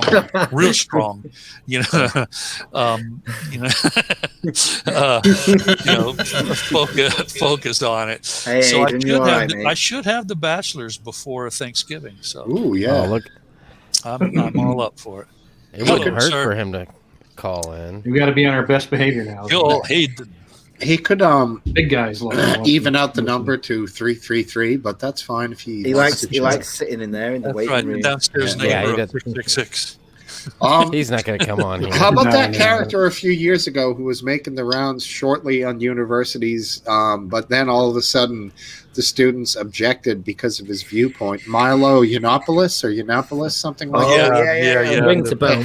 That was when Antifa first started really going haywire over it. Right. He used to be on the BBC all the time. He used to be there's this show called The Big Questions or something. Go ahead, Grant. But yeah, Milo, like before he was a big name, you know, before he sort of went to America and started wearing a bulletproof vest and stuff like that. He was just like, he used to piss people off so much because the big question is, it was one of them. It wasn't like a American style, you know, chat show with a big. There's a big crowd in a big semicircle, and he'd try and talk to everyone. You know, there'd be 3 questions of the day, and they'd just be like this reverend, you know, or a vicar, just going, well, you know, I think we should allow women in this and everything. Every now and again, it'd just come to Milo, who seemed to sneak in every week, and he'd always drop an incredible bomb that was really like thingy and everything. It's really great to go back, look at Milo. You know, on the big question. Is that guy the? Is that guy the? Well, I want to be politically correct. Is he that dick sucking guy? Yeah, Milo? yeah. He's the guy that. Yeah, apparently he's a white supremacist. A young gay Rush Limbaugh. Yeah. It's a shame. He does a lot of pills, huh? I like. Probably does that too. I liked his energy in terms of the balance of. You know, my pill Twitter trolls and stuff. I like Milo. It's a shame he's sort of distant. Yeah, his downfall was, you know, sort of casually defending the man boy stuff. You know, the light. You know, he wasn't advocating it. He just didn't say no. It's bad. You're talking about like Mambla? Mambla? Yeah, the North American Marlon Brando lookalikes. Yeah, they're bad. Well, didn't he talk about the fact that he got fucked when he was a minor, right? And then he got cancelled for it, even though it was him saying he was like technically the victim. But there was a. But he said it was all right and it's normal, and all right isn't necessarily the right thing to say. But normal is actually an appropriate thing to say. I mean, I grew up in the gay village in Manchester. Sure as hell happens. Yeah, 15-year-old boys, fucking 30-year-old men. It ain't no like. It's not like a strange thing to see, you know. No. What do you mean, like strange? What? Like when you're walking down the street, turn the eye, or there's a tree, there's a sign, there's a man with windows like the red sex act. Dude, if you think you can take a shortcut down the canal, you are deeply mistaken. Don't go down the canal. What's the canal? Is that another euphemism? No, it's a literal canal. Shortcut down the canal. Don't tell me. And they're all down there. Take the C out of canal. Take the C out of canal. And what do you? I went down that fudge highway. Hershey's candy bar. Anybody? Right. I was a Canal 16-year-old Street, boy. people have taken photos with the C and the S taken out, so it says anal treat. Oh yeah, anal treat. Yeah. Oh. The most highest brow humor. Oh, very nice. No. It's actually a good night out if you're already drunk when you go there. Oh yeah, Smokesteve, you better get that. You better get that notebook out and mark the time because let Graham know that Manchester pusher. Graham's here. He's already here, so I'm already here, man. We if could you let broach slip the any of your topic of locals. heterosexual anal sex. Wait, Dad, are you in Manchester? Or not. Dad, are you in Manchester then? No, Rochdale. Oh, Rochdale. I suppose it's Greater Manchester if you want to be technical. You should drive down on a Thursday, man. Come and hang out for the show. It's a good laugh. I'd drive without the car. I suppose I can get someone else to drive. Yeah, you want to get someone else to drive because you don't want to be getting the bus back to Rochdale. I used to work up that way. I don't want to be driving either. I've not got a license and I've never learned. But you don't want to be getting the bus back to Rochdale at night. I could drive a go-kart easily enough, but not a car. Wait, where did I used to work? What was that fucking shitty estate I used to work on? Oh god, I hated it. Was it Withenshaw? Because that's where I'm from. And that is where? Sorry, Withenshaw. No, that's the other way. No. What's up, Martin? Hey, Martin. He's here. Martin changed it up tonight and wore some green. You're on fucking fire tonight, Heathy. Oh, thanks, Martin. Cheers. Soviet era. Ethan looks like a fur trapper. Yeah, very well, thanks, Martin. Yourself? Yeah. It's always nice to trap some fur. That definitely sounds like a euphemism. Beaver? Yes, definitely. Beaver. Yeah. That's right. That's If right. you turned your head the other way round, Aphid, you'd That's still look right. the same. What? What's If that? you turned your head upside down, you'd still look the same. What's that? Yeah, I would. It's fur both sides. That is a I'm very like a impressively living trimmed beard, to be Rorschach honest. test. Right. It's classic. All right. Haywood. It was Haywood. What are you drinking, way, wasn't Aphid? Just some beer tonight. Fancy beer or just beer? I had a slip. I I had a mean, pint of vodka midweek. Blue Moon. It's a And it, Belgian. felt Oh, like you've got it in shit there when I too, did thing, it. haven't you? too, It's so just that was it. Oh, One yeah, night. yeah. That's it. yeah. My dad Done for loves Blue another Moon, month. but he supports Manchester Whole City, bottle? which is Hopefully. a Blue Moon thing. So You take the whole bottle, George? A pint. How big was the bottle? Truly a pint. Truly a pint. Good thing he wasn't George, aren't you on the down. wagon right now? Well, that's called a slip. Yes. Oh I had a slip. no, I didn't. I didn't I mean don't that. beat myself up. I didn't care. I proved to myself that biologically I feel like just total shit, after I do it. I had about 3 good hours of euphoria. Then I started having a headache, 3 or 4 hours of euphoria, and then the headache. And then again, at my age, it's just, I really can't drink moderately, like 2 drinks or just, have 4 ounces out of a pint. It's going to be the pint. If I have a fifth, it's going to be the fifth.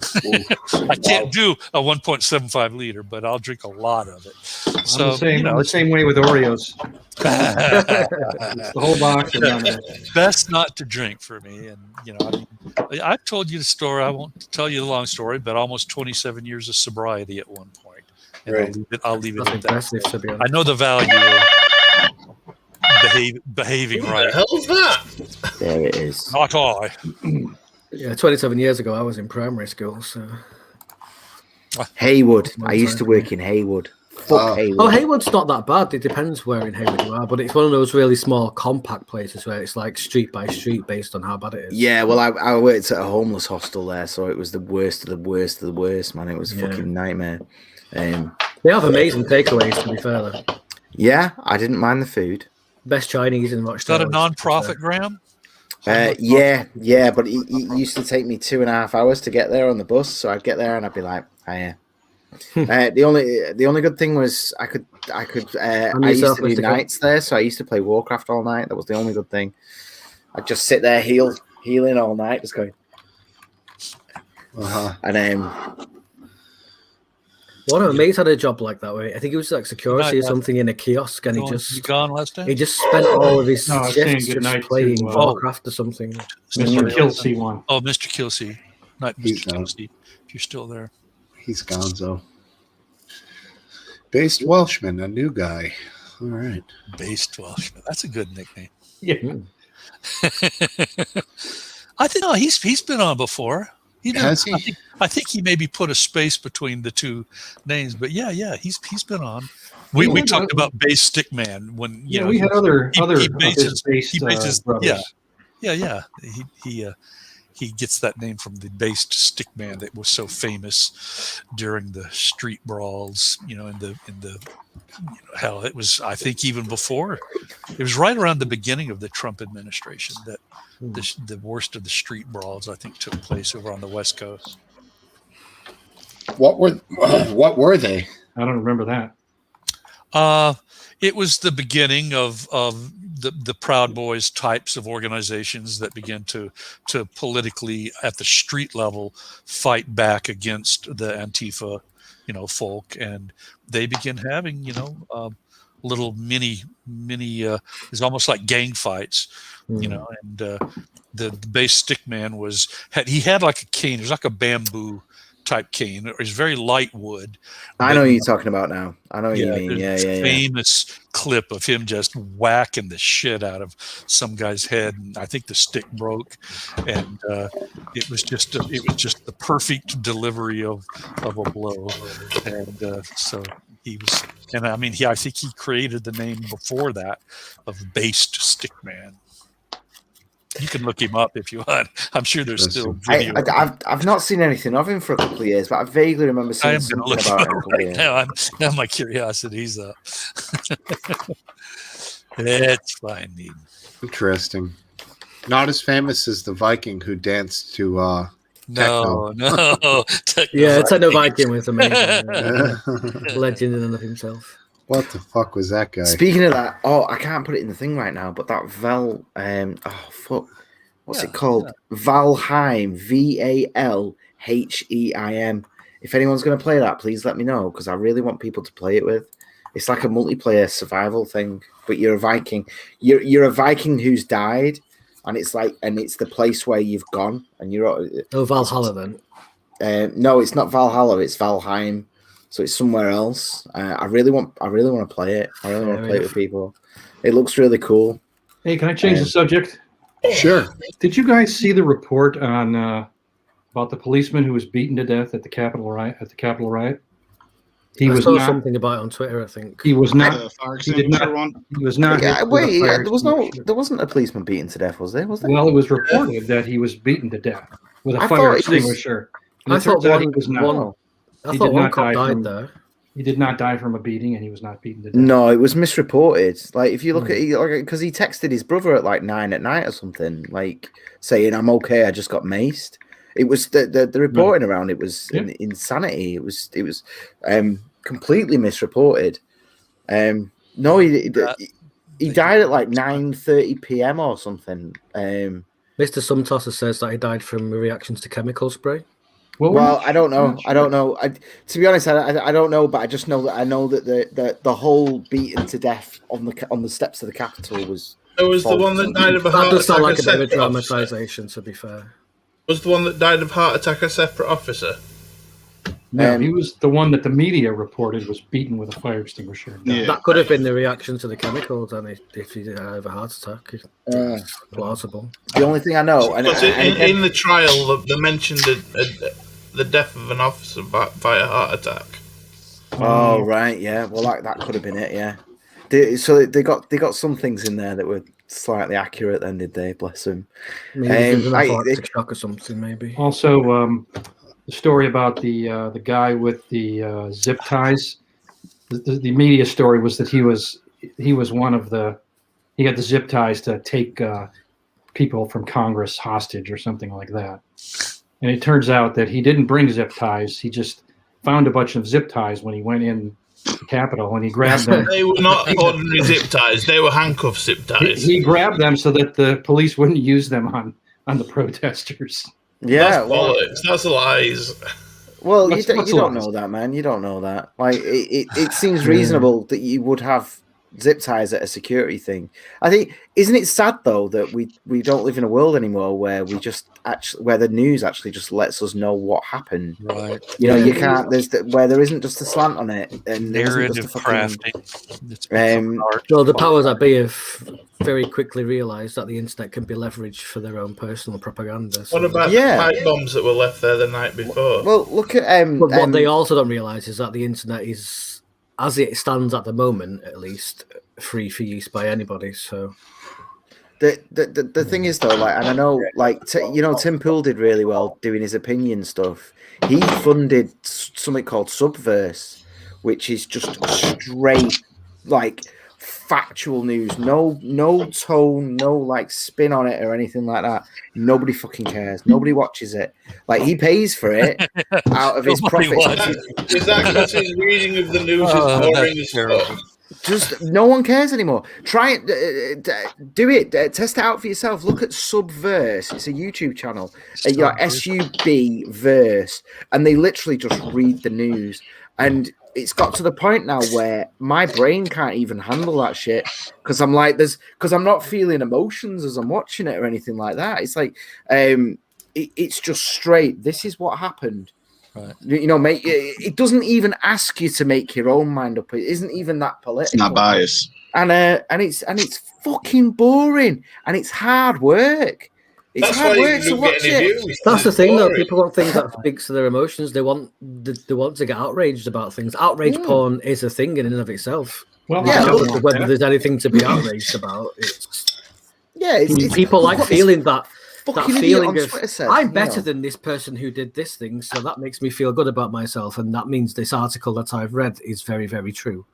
I mean, that's a very, very basic way of saying it, but it's the way that the human mind works. It's constantly looking for validation from The other thing I noticed, others of its tribe.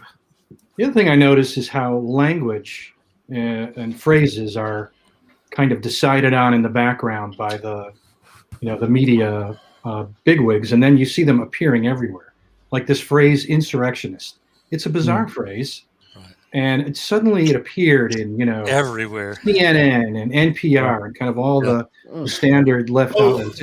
It doesn't really stand up to- America's got a very bad reputation of using the wrong words for the wrong things. I'm going to bring it up again. The vaping thing. They used epidemic for the vaping problem with youth. Right. Well, what they found with that was that they found epidemic that. with youth. But what happened about a year later after there was banning e-cigs? A real epidemic came, and the epidemic that was called an epidemic because it was an actual epidemic lost its the gravitas of the word. And that's what America happens. is Yeah, soiled I mean, all it's- around. Someone in the on media purpose. says epidemic, and everybody else just copies that and repeats it all up and down the Yeah, well, US media. that's not. It's And a lot of the not media are in the pockets of people who hidden- have financial interests in this, like tobacco companies, for example. They will Yeah, but, definitely they have the financial clout to make the media say the things that they want to say. And vaping is what it used to just be a niche thing, didn't it? But now it's actually a big thing, and it might be seen to be a threat to the industry. People going off tobacco and going to vapes. There's other reasons though, and obviously, one of the things in terms of like when you see the same word like insurrection, when you see that same word being used over and over again, the part of it is a lot of these journalists literally live in the same block. Like they all know each other. They're not like writing separately from one another, but they're also all on something called Slack, which is a little bit like Discord. It's like Discord Lite, isn't it? Really, Yeah, in terms of features, we used to use it at work. It's but it's been it's just completely a collaboration taken over. tool. That's all it is. It's and a basic one at that. Yeah, it is basic, but that is where, and this isn't some like puppet master like whoa, ho, ho, ho, but that's where the narrative is agreed on, because partly because some of them are very, very overworked and they have to just get copy out fast, and they don't have time to just actually research something properly, but partly as well because some of them are just lazy as fuck. They don't want to do the work. They just get like you will see. Oh, hey man, you'll see story after story after story that doesn't just have the same words. It's the same. It's the exact same thing because they're all just republishing the same thing over and over again. Because journalistic integrity isn't really a thing anymore. Oh, it's evaporated. There's another and if somebody is actually has integrity as a journalist and does actually want to expose corruption and whatnot, they'll just be. There won't be silence in in a film. Oh, let's kill them. They'll just they'll just. Someone will find some dirt on them, and then they'll be like, "Oh, this person did this thing." Now you can discount everything they say. That's how the field of battle works on the. I've got an amazing example for you. Is that besmirching people? Do you know recently there's been this thing going around on the internet? Bees, save the bees again. Even though they always mark it to 1970, they never go from the year 2000 when the actual efforts went up and the pollinating populations went up. But there's been people getting very, very upset. Probably a software thing, but yeah. There was a thing with now we've left the EU, we're going to use this banned pesticide in the UK, and people got very, very upset and very, very emotive. And the research and the hard work would tell you that a dozen countries are using this same pesticide within the EU, including the UK. And we use it all over the place. And it's just this whole corrupt thing where they've actually just cornered the market and allowed one company to use this pesticide. But the easy and emotive thing is the UK is using a pesticide banned by the EU. And people go, oh my God, these Tories are killing the bees. They don't even care. They don't understand. Because to sit and explain it, it doesn't fit in a tweet for a start. to actually explain it's used widely across Europe, in Britain and in Germany, in France, in Brussels. They all use it, but that doesn't fit nicely into that tribal, like, we're the good guys, you're the bad guys. You know, That's the word. That word that you've said, tribal. Yeah. And but that went viral as fuck. There was some cunt on Twitter who did this big tweet thread, and it was getting hundreds and hundreds of likes. And he was like, you know, just talking about how evil the Tories were and how evil Brexit was and stuff. And I pointed out to him that I wouldn't normally point it out to the people like this, but he actually works in this field, so he knows the truth and he knows he's lying, which is why I contacted him. And he just straight up fucking ignored me. Nothing. Yeah. Because I wasn't nasty about it, but it's like, you know the truth for this, man. Like, Not bad. Because it's easier to say Britain is using something that's banned by the EU and just leave it at that and have people go, ooh. Unlike real life. If we kill the bees, then they will know about it within a decade because half the world will starve to death. Yeah, but it is literally as simple as that. But it's a physical impossibility. We've not had any food chain problems at the moment. So. I'm gonna quickly bring in a friend here. Oh, Mr. Hayden Hewitt. Hello, man. You all right? Hey, it's Hayden. Hello. I don't eat bees. I don't give a fuck. Even if they volunteer to. I had a dog that tried to eat a bee once. She was not happy about it. How you doing, guys? Is everyone well? Is everyone? Yes. I'm gonna go. You're all looking. I know you say don't eat bees. You like your wine, though, don't you? Yeah, they don't make it out of bees, mate. No, they don't. But bees pollinate them grapes that you love so much. So what? Have wine anymore? Fuck them. I bet there's somewhere in the world that makes wine out of bees. Right. I was going to say, somewhere. You're all looking great. Mead. Biscuit, chill, dude. Sorry. It's all right. Just calm down. I was just saying, you were all looking great, and then I looked down and I saw, well, you were right, mate. He's having a time, isn't he, down there? Well, he looks like he's to a higher plane. Look, man. You know what? You look like you're in a spaceship, and this is like he's got a look there. Like a, going on or something. He looks like he's had a really good fucking night. Yeah, he joined muted. First time he's unmuted himself all night. He just slid up like that. Interesting. I'm going to go ahead and bring in someone else. So Welshie, or does any? Yeah, Welshie. Yeah, I've got a couple of points if I could. I'll step out. Anyone had the vaccine yet? Yeah, I had it last week. Okay. My daughter's had it. Okay, and I heard something the other day. I just want to bring it up because if there was a prescription vaccine, where are you actually in space? I can't hear what you're saying, mate. Yeah, I'm sorry. I should have dropped Welski. All right, hold on. All right. I think maybe his palm was on the mic or something. Yeah, let's go with his palm, yeah.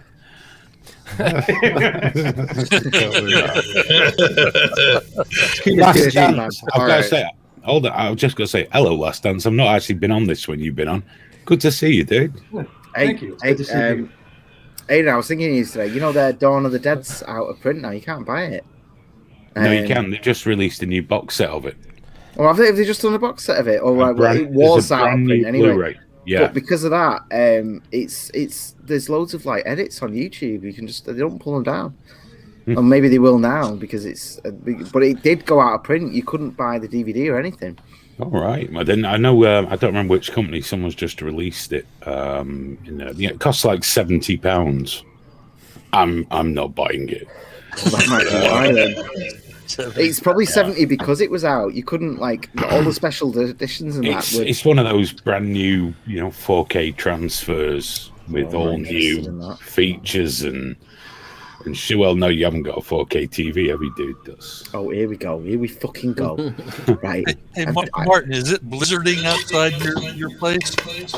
The fuck would I do with a 4K TV? I sit like this watch far 4K away from movies. Yeah, I wouldn't be able to see him though. That's the easy explanation.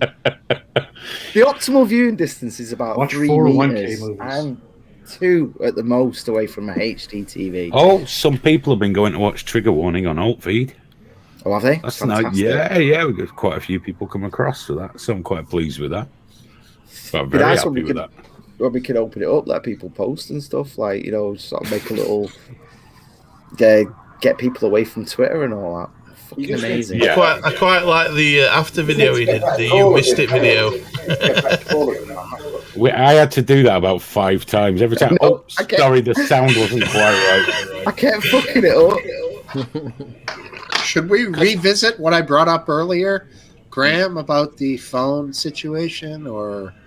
Oh, apparently the phone audio. This asshole again just can't drop it, can he? Just won't let it go. I mean, I took it on board. It might have been a Bluetooth issue. I don't know. We're going to test it out and find out. Evidently, you haven't been flogged enough over it, so go on. Well, we'll give you a fucking refund, dickhead. How about that? Jesus Christ. Fucking hell. Entitled prick. And then fucking moaning at us because it sounds shit. It's alright. Do you know what it sounds better than? It sounds better than no fucking phone. No, yeah, you're right. It sounded like an actual phone call on, you know, from like 35, 40 years ago. You know, the funny thing is, we did phone calls were good then. We did one a couple of weeks before with some people from England. Theirs sounded fine, so I'm thinking it's because you've got shit gear, dude. It's your fault. It might be. Right. And you know what the other problem was? It was Skype. Right. So Yeah, there you go. Skype So was what you could have done was Skype's use fault. WhatsApp if you weren't so fucking paranoid about us having your phone number. What's that called now? WhatsApp? all the kids are trying it. The Signal as well. I think that's banned over here in the US. We can't use that. Aidan, we should use Discord as well. We do have a Discord, and like we could do person-to-person calls on it, and it comes through clear as fuck. Well, we'll do that, but that's another thing for people to install. And half these fucking boomers can't manage Skype. No, I know. I said something on the Trigger Warning Discord the To other be day. fair, and it was just Skype like, it felt like the boomer thing. That's how old it is now.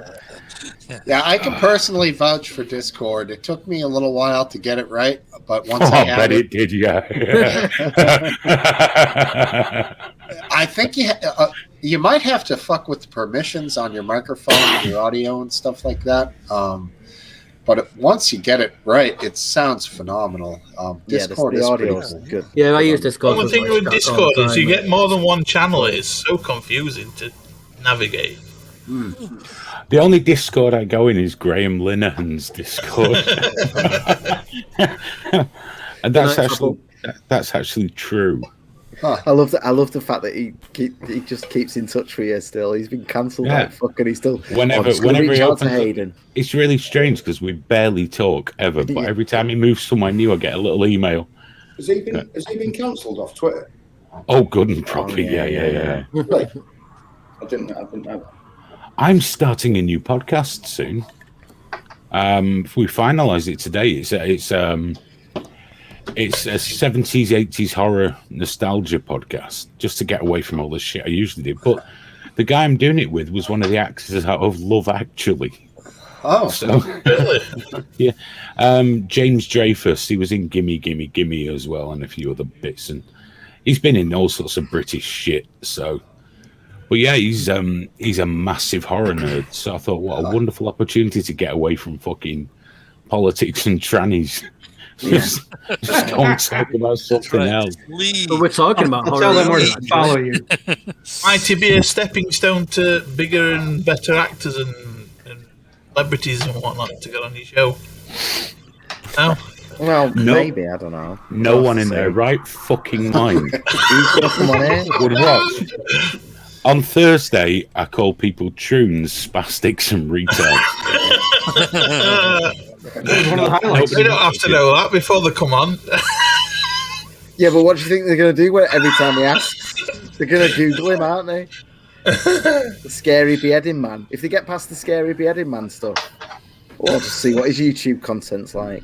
I think we are getting Harry from We Are Fair Cop up. He's not an actor or famous, but he's going to come on. There's a couple of other people who have said yes, but I don't know when, because the whole thing is just getting back to enjoying it again.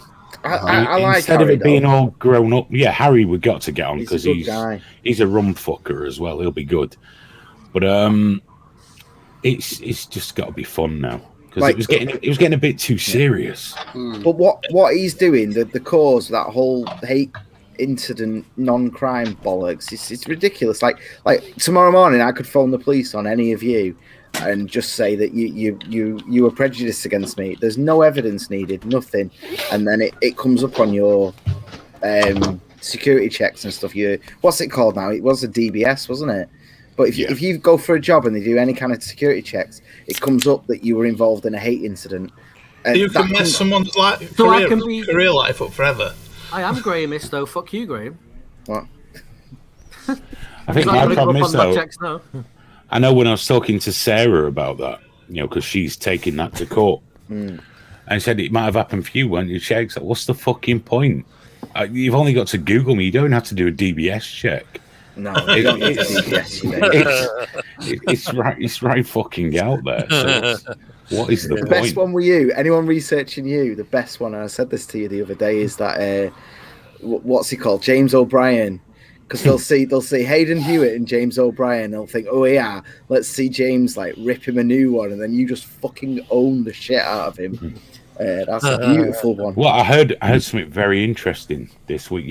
Andy, I won't say his surname, but my mate Andy, the charity guy. One of his friends is big in, helping radicalised youths and things like that. And he was down at a Home Office committee meeting. And he was sat there and talking about how kids are radicalised, and someone mentioned LiveLeak. And he said, well, I don't know. I think your perception doesn't match the reality of LiveLeak. It's not a site that encourages betting, but also my friend knows one of the guys that runs it, and someone from this Home Office committee went, would that be Hayden Hewitt? Now, here's the best part. Yes, we've watched the interviews and we'd agree. We actually think he's a voice of reason on this topic. Win. As if you're radicalising kids. You can't get anyone under 30 to watch you, mate. What are you on about? Well, what it was, they found that interview where I said, I think it's insulting to Muslim kids to say they've just got to watch a couple of videos and off they go. Yeah, it doesn't. If a kid comes to a website and they're radicalized by what they see, something was really broken before they got to that fucking website. Yeah, that's right. Yeah. And let's be honest, we all need to wank to beheadings. We can't have that taken away. I don't know how you do that, but of course it's true. I'm sure that'll be enshrined in some constitution or something. How else are we supposed to sexually function at our age? I guess we need a little more. I guess it's obvious. Yeah. The older you get, obviously, things need to get weirder. Of course they do. Right. Yeah, you need that little bit extra. Yeah, some people know that the sacred and the profane are just that far apart. Yeah, I can't even get it up without listening to a nasheed these days. But as soon as I hear that, I'm ready. Yeah, some of these guys that in the drug cartels, man, they're making some. Oh, they're not right. They're very bad people. Christ, horrendous. I don't like them. I know, man. But they're the new beheadings. Although the ISIS videos and whatnot, they got pretty high def. Very clear, scarily clear. I mean, the cartels are always doing it. Now they're doing it on the internet. I remember that weird difference. I got a weird contact. It must be about 9 years ago.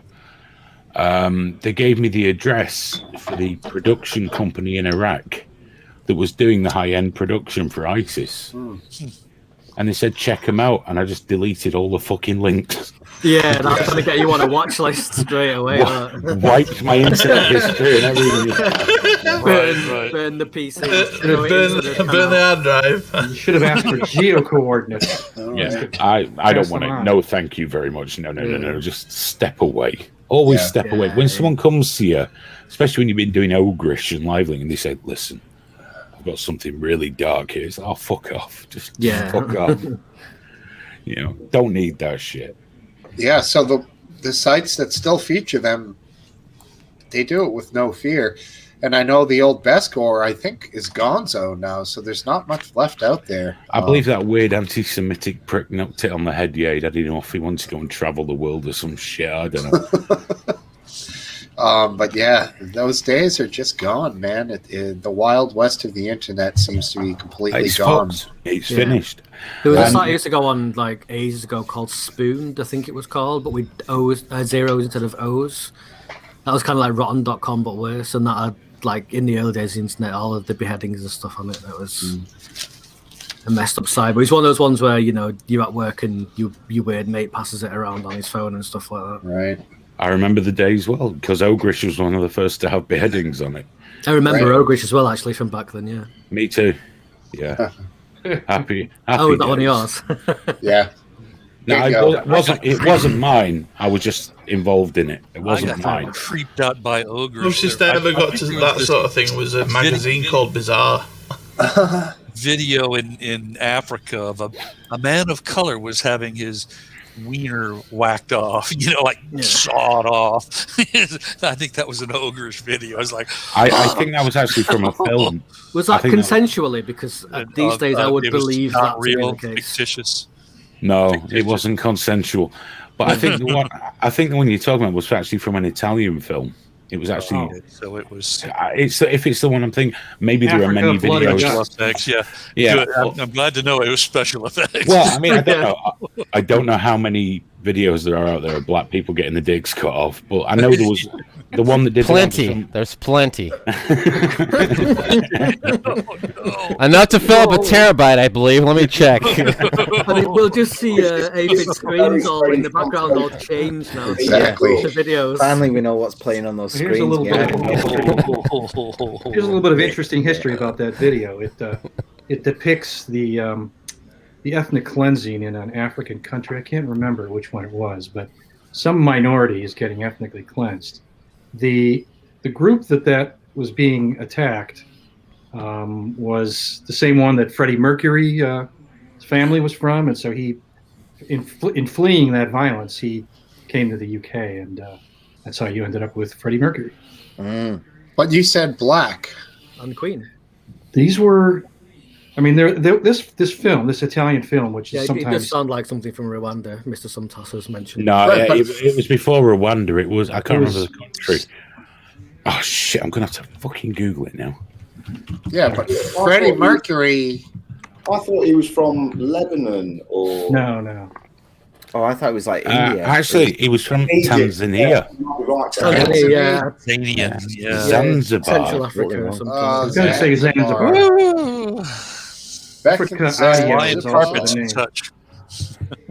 Zanzibar.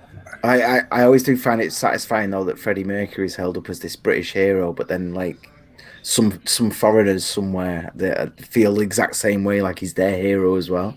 And there's someone I follow on Twitter called Iona, who just fucking adores him because she's from whatever that ethnic group is. I can't even remember what they are, but they've been shat on through the ages. You know, they're like Sikhs; they just get shit on by everyone. And I like that about Freddie Mercury. You know that technically he was. So you got shat on. No, that's another folder on my hard drive. He came up as a British hero. Mark it for an edit.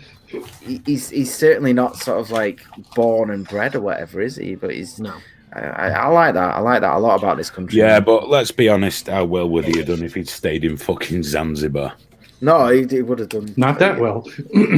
Bitch would have been thrown off a roof, wouldn't he? Honestly, but... Yeah, I don't know. I've never been a big Queen fan. You know, that song with the opera singing came back in Wayne's World and had a massive resurgence. And I wish I'd known that about you, man. I've said nice things about you to other people. And you're a big Queen guy. You just got. Oh yeah, he loves Queen. Steve, I've never been a Queen guy. He's gay, so Vision, but that's about Queen, Prince. It's all I listen to. Oh, I love Prince. That guy could rip the guitar, dude. He could play, man. Don't get me started on Prince, man. Although Prince recorded one of the worst songs ever in the history of modern music. Delirious. It's fucking horrible, dude. I'm with Delirious. That's a pop song, man. What's this piffly? Yeah, it is a pop song, but Purple Rain, decent tune, good Done chord by the structure. opioids. He's done some really bad songs. I was expecting you to say one of the really bad ones. There's plenty of really Like awful Little ones. Red Well, he was Corvette. quite prolific, wasn't he? So it's not He like was. radio- That one where he spends 10 minutes going, "Let's have a baby." You know, I thought you were going to mention that. That's hilarious. That's Prince all over, though, isn't it? Really, Delirious. Baby Horrible. making was his MO. Delirious. The one well. where he had the the twin hot chicks dancing in his videos, that was hot. Cream, Diamond I and think Pearls? was the name of it. Cream, Cream, get 'em. yeah. Yeah. Smoking hot. Last Dance, is that warm milk from a caged woman's teat by any chance? It's either that or a pina colada. Oh, okay. You've confused me now. I don't Has he been? Have you been chest feeding again? Last Dance. Is that a frozen drink? It was an hour ago. You got the blender going for the I did. for the pub? Wow. Speaking of which, I'm gonna go get a drink, so I'll catch you in a mo. All right, buddy. No, See worries. ya. I'm going to boogie at Chelsea in a bit, Dan. Cheers. Or his headphones are off anyway. But I'll say goodbye from Oh, before yeah, I'm you going go, to Graham, go. Graham, are you coming in Monday morning? It's too late for me. What's going on Monday morning? What you agreed? I thought to you come were in doing to? something else on Monday. Do you want me in there Monday? Yeah. Well, I think that's what he said. I don't know. I know. I'll I tell know you he what, wanted to chat about that thing with the getting away. That'll I can be be it. there. Are we, Yeah. are, yeah, are we in a business meeting now? I thought you were doing Yes, something we are. else All the Monday. stakeholders are here. Yes, they are. But I did want to talk to you about it before you went in. But yeah, I'll I'd rather speak. be there. I'll give you a shout tomorrow. But come in on Monday. Come in. Yeah, on no, Monday. I'll be there definitely. 100%. Okay. Good. No, because I'm really, really interested in that thing, and I think it'd be good. I think out of the 8 that he wants to get in touch with as well, I think we might end up with one coming down on Thursdays as well if we get lucky. We'll be like, Possible. oh, that one. It's getting down. Well, the new social media guy starts on Monday as well, so we'll see. Really? Not for trigger warning, dude. No. We're not quite hiring yet. But yeah, no, I will be there Monday definitely. I'll obviously I'll do the school run and I'll see you after that. Yeah. I don't think there's any set time. I'll speak No to you worries. tomorrow anyway. I'll give you a shout. All right, I'll see you later, guys. Have a good night, everyone. Oh, Graham. Good night. You'll be Well, missed. You lasted 2 hours this time. That's I know, that's a yeah, I did record. really well tonight. No, I'll see you in a bit though. He is an excellent guitarist. Yes. Agreed. I'm way better. Probably. better. Yeah. I would shit all over him on guitar. You got some videos up there now on your channel, your YouTube Oh yeah, channel. I'd rip the shit out of Prince. What? Have you ever tried to play a Prince song, Hayden, like Purple Rain? Why the fuck would I play Purple Rain? It's because it's a fun chord structure to solo over, honestly. Oh.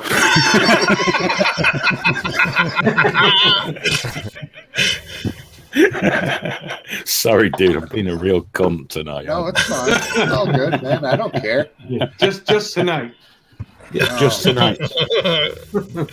Just tonight. Yeah, I hear you. I know you did. Do you play guys? some emotional style solos, George Lynch, fucking, you know, that type of shit. Oh, let me guess. You're going to the "but I play with feeling" thing. Like it's a choice, dude. Yeah. No. I've seen some of your stuff where you do that on some of your. It's just playing. You know what? You play whatever makes you feel good. Exactly. It doesn't matter if it's fast, slow, shit, great. As long as you enjoy it, fuck everybody else. Oh, I yeah. play the same damn 4 chords in the same fucking repeating pattern, and it makes no sense at all. But that's all I can play. It's called playing, isn't it? It's called playing It is. guitar, not working guitar. No. Just enjoy the shit out of it, and you'll get to whatever level what you invest in it. And if you invest enough to you have fun, that's fine. That's fine. That's all the guitar's for, you know, because only a very tiny percentage go on to be rock stars. Right. You know, I used to meet all the failed ones at the guitar shows when I was doing the demos for the companies.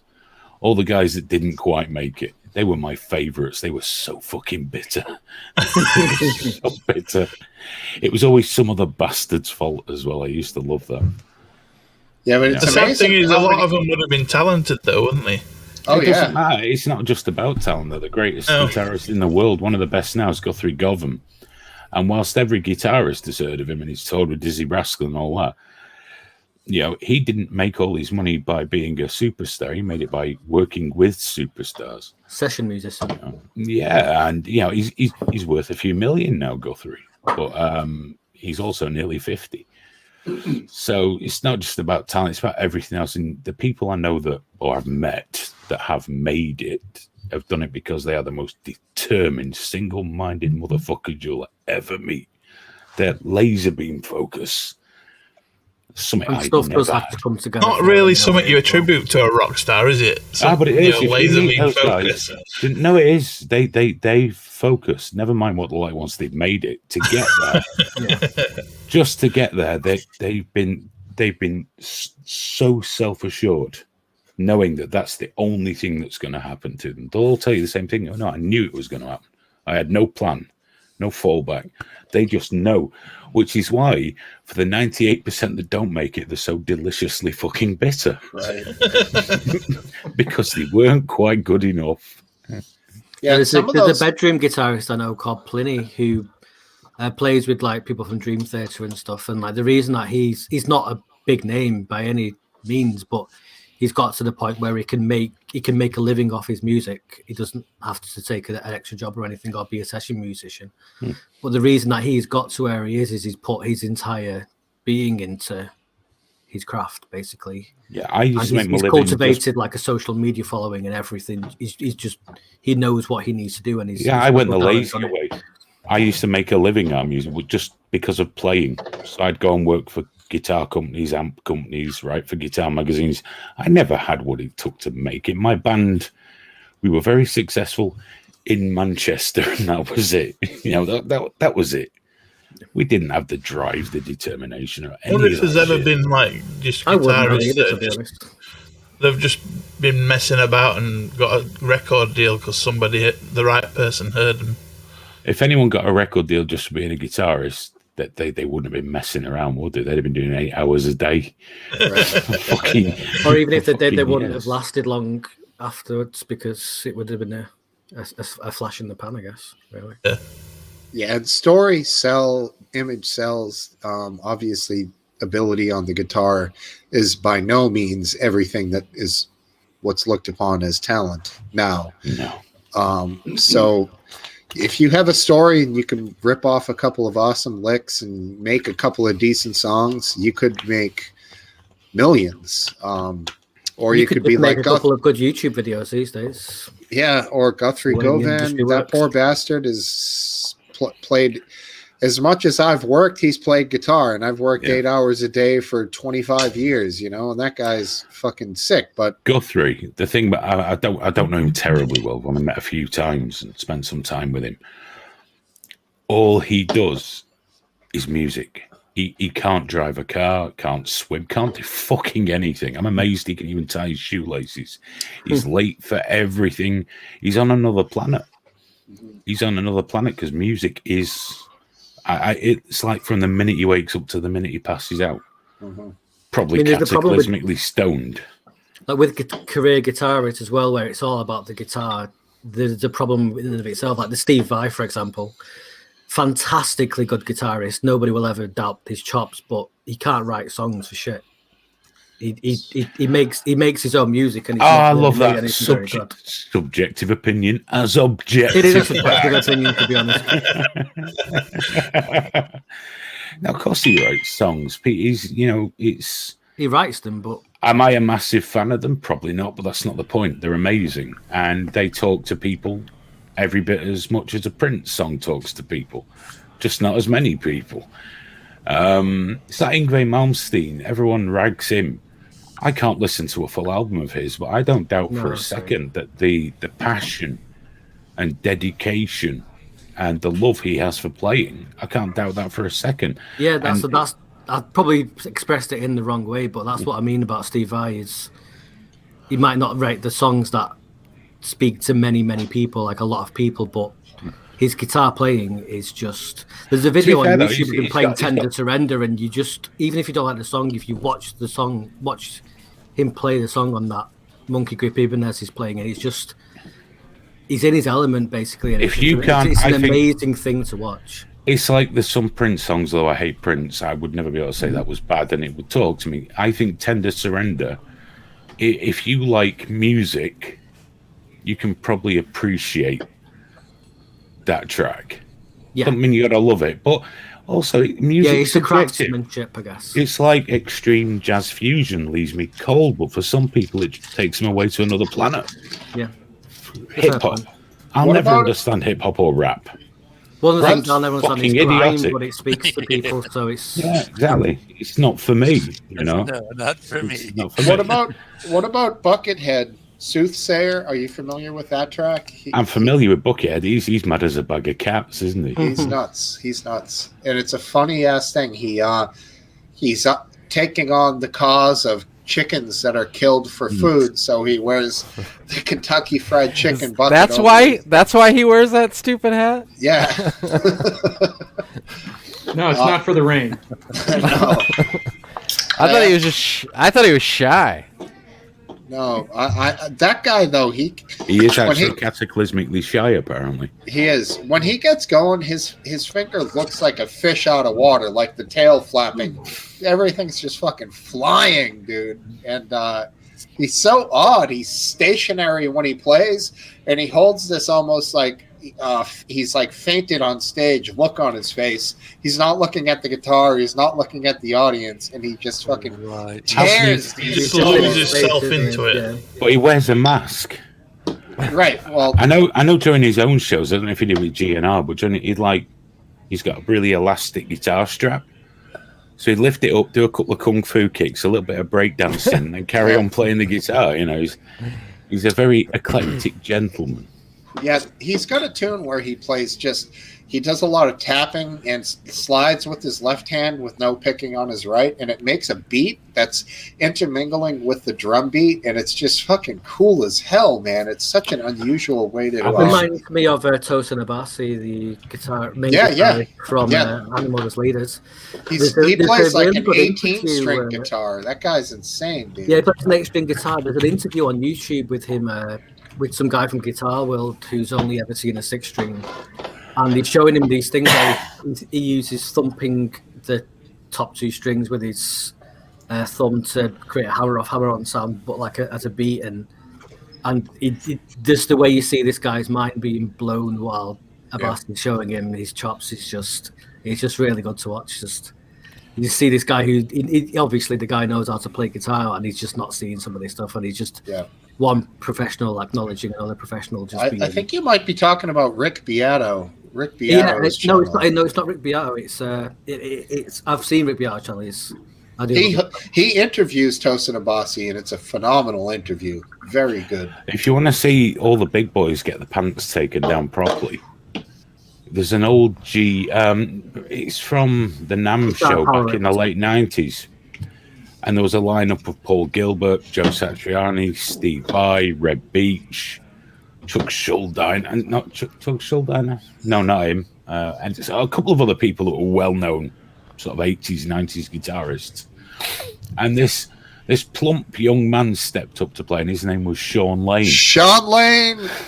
And Rest in peace. He fucking laid some shit down there. Unreal. The guy was... His own music was mostly piano-based and very melodic. But when he wanted to on guitar, he could play to a level very few have ever attained. The sheer speed of it as well, and the musicality and the complexity, unbelievable, were stunning. That's why I bought the guitar that I use the most. It was the last one that was designed for him. I don't play like him. Wish I did. Nobody did. He was amazing. He was absolutely stunning. And it was all, the guy had a musical soul. The fact that he could play fast wasn't what he did. He just could. But when he did play fast, I've never heard anything like it. Not since. I know. His runs were insane. Just Have you ever tried playing any of them? no. Oh, the really wide stretch, and it's like you do a double tap with your little finger, and it's like,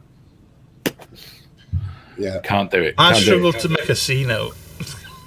C note. C chord, I mean. C If you chord. search on Okay. YouTube Tosin Agbasi guitar power, it's that interview. It's Matt Sweeney, I think is the guy. That's the interviewer. Cool. And yeah, he just absolutely blows his mind. You can't really. I'll see if I can find the. It was from 1993, so you can imagine the video quality's fucking bollocks. Yeah, it's horrible.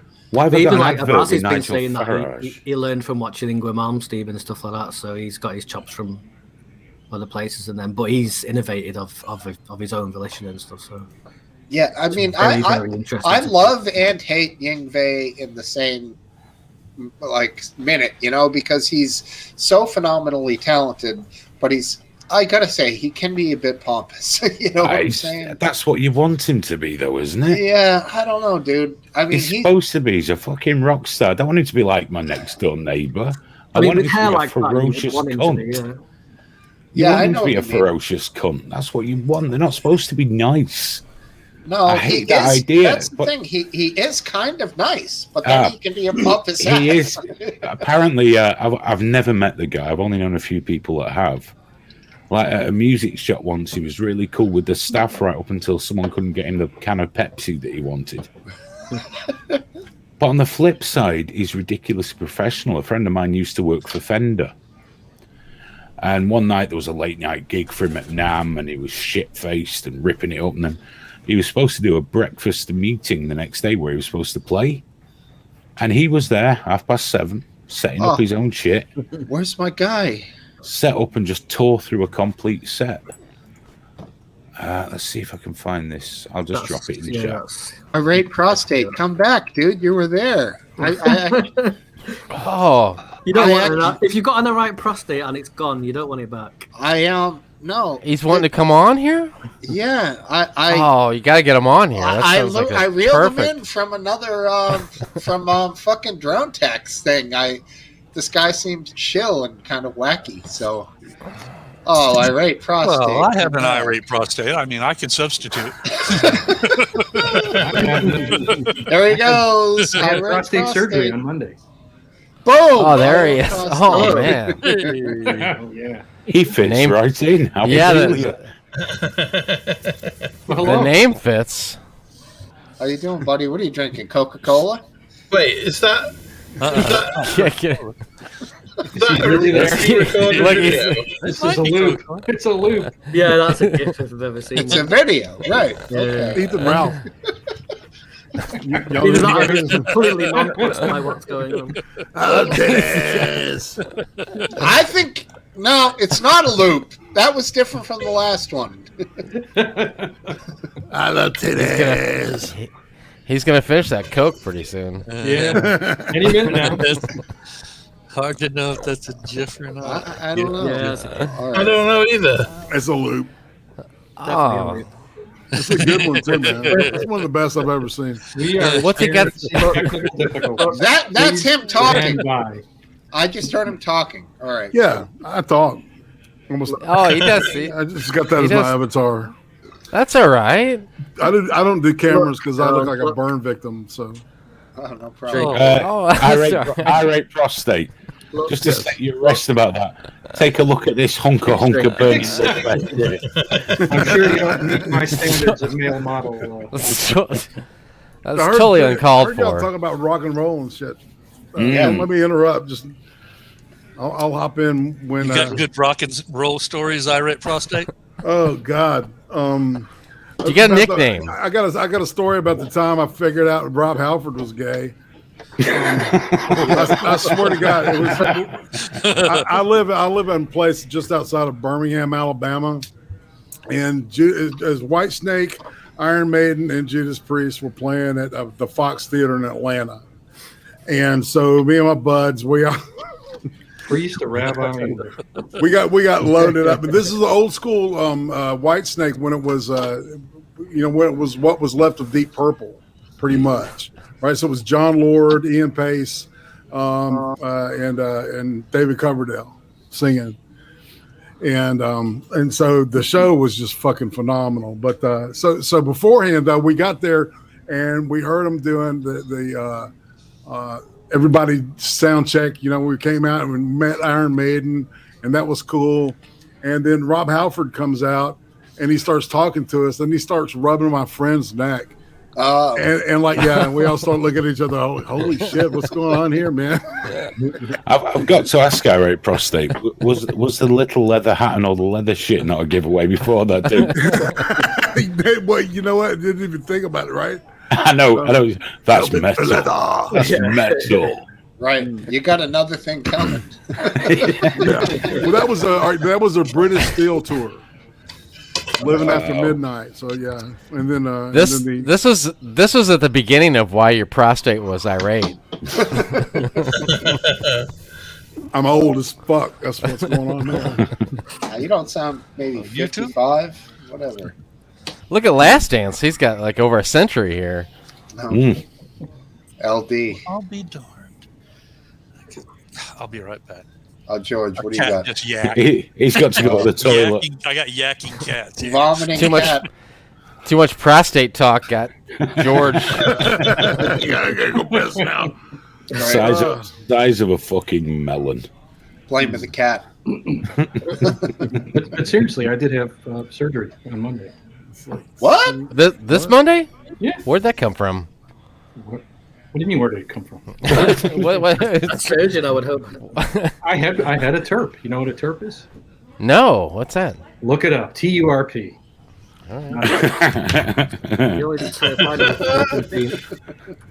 I won't announce it. Transurethral resection of the prostate.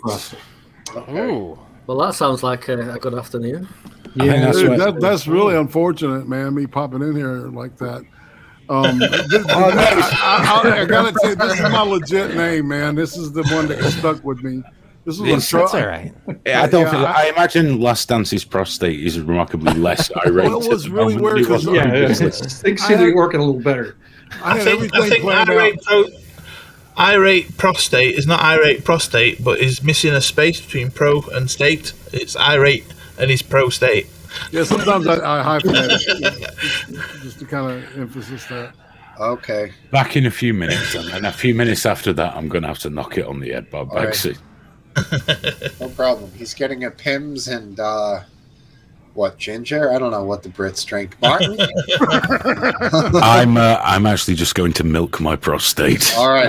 It's all this prostate talk. Wow. Well, I'm drinking rum and milk, so I don't really want to drink this now. He was he was totally listening for like 30 seconds to see if I talked shit. Yeah, he was. He was thinking you were gonna. Right? You're I gonna. think he knows you well in that case. What go a off great on his... guy! Love that Hayden. Woo! So Last Dance, were you not sleeping through the night and had to get up and pee all the time? What was going on, buddy? It's been getting worse for 30 years, and finally it got to 30 years. Got to the point where I had no choice at this point. So how did it work for you? Well, I was told it would be one kind of procedure when I went in. When I came out, I was told, your prostate was even bigger than we thought it was, so we had to do something else. Yours was even more massive. That is not what you want to hear coming out. No. I must have screamed. You mean what? You took the whole penis? Cracked that walnut. But it was a tough 24 hours. I ended up getting kicked out. You're done, get sent home, and then things weren't working, and I ended up having to go to the emergency room. But finally, things. Oh wow! It was just a hell of a 24 hours. Oh man! I'm sure it went on for the days after too. Things are a lot better by now. By the end of the week. Are you on pain meds now? No. Share, damn it. That's good news, right? This is a just happened story. I'll be damned. No shit. Blood or anything. Something in the past. That's crazy. Sorry about that.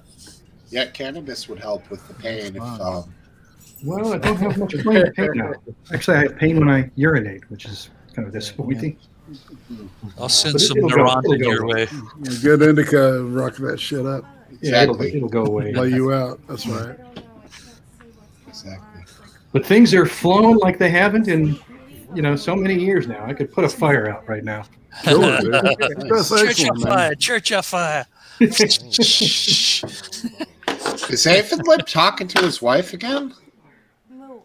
Dog, maybe wife and Talking to dog, I think. Well, whoever it is talking back. So I hope Yeah, it's there's not, a human being. I don't there. think it's his dog. Well, he's pointing his head downwards, so it must be a doggy. And a, Is that earbuds? Yeah. is that Mrs. Lip? Mrs. Lip is there again? Oh, I got a situation. My dog's got some blood. He told you it was so a dog. I gotta check out what's going on. I might be back or I might not. Okay, sorry to hear But that. always good to see you guys if I don't come back. Yeah, No problem. Good luck, Aphid. You too, Aphid. Say hi to your wife. Sorry. She sounds nice. I told you it was a dog. Oh, it was his wife. I could hear He something. said it was his dog. Yeah, she was There's something probably- wrong with it. She was talking about the dog, maybe. Oh, right. Yeah. But he was looking at the dog. I think she was off camera and the dog was the Yeah. subject. Jeez. I was waiting for the tongs to come across the screen.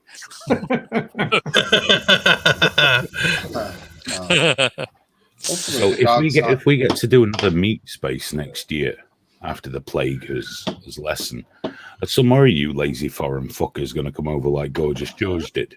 Might be nice. what are the prohibitions on the travel still internationally? Yeah, we can't do it until it's lifted, can we? We can't. We're not even allowed to gather together in a room in this country. Those cunts.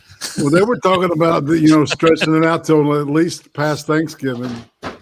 Oh, it's going to be next. It's going to be next year, but before we have another meetup, definitely. Yeah, 2022. Fucking crazy, man. 20. Oh, Yeah, yeah, it nine to 12 months, maybe 2 years. Trigger warning. Can I come? Yeah, well, yeah, that's the idea. That's the idea, dude. The people come to it. The last one was really cool. Like I say, we were going to do one. I'm sure the next one will be better. I mean, It will be. But we were going to do one in 2020 at the beginning, but then Kung Flu happened and everyone got sick and shit. So, yeah. selfish Chinese bastards. Cabin fever and various other ailments. I don't know. What do you guys make about the recent WHO thing that it likely didn't come from the lab, but did? Yeah, come because from the they're going to get loads of truthful information from the CCP, aren't they? I mean, come on. Well, no, it wasn't from it was actually the scientific data that they used to diagnose it, didn't they? Who gave them the data? Yeah, I mean, the WHO is not going to do the kind of... No, Biscuit, no, do you know what happens? If it came out that this is the responsibility of the Chinese government... Oh, it would kill them. No, it wouldn't kill them, but here's what would happen. I think they wouldn't fine them because they'd never pay it, but they would certainly force them to forgive all debt in Africa and all debt in Europe. That would be the condition. They can't do that. That's never going to happen. Why would it? None of our countries would. So they're certainly not going to. They'll brick people up in their own fucking homes to starve to death before they let that shit get out. I mean, look at the doctors that fell out of windows afterwards. There was an epidemic of Chinese doctors falling out of fucking windows and stuff. Right. Yeah, if there's It's China. That's I know that they're not the most forthcoming. Public television here in the U.S., which is known to be quite liberal.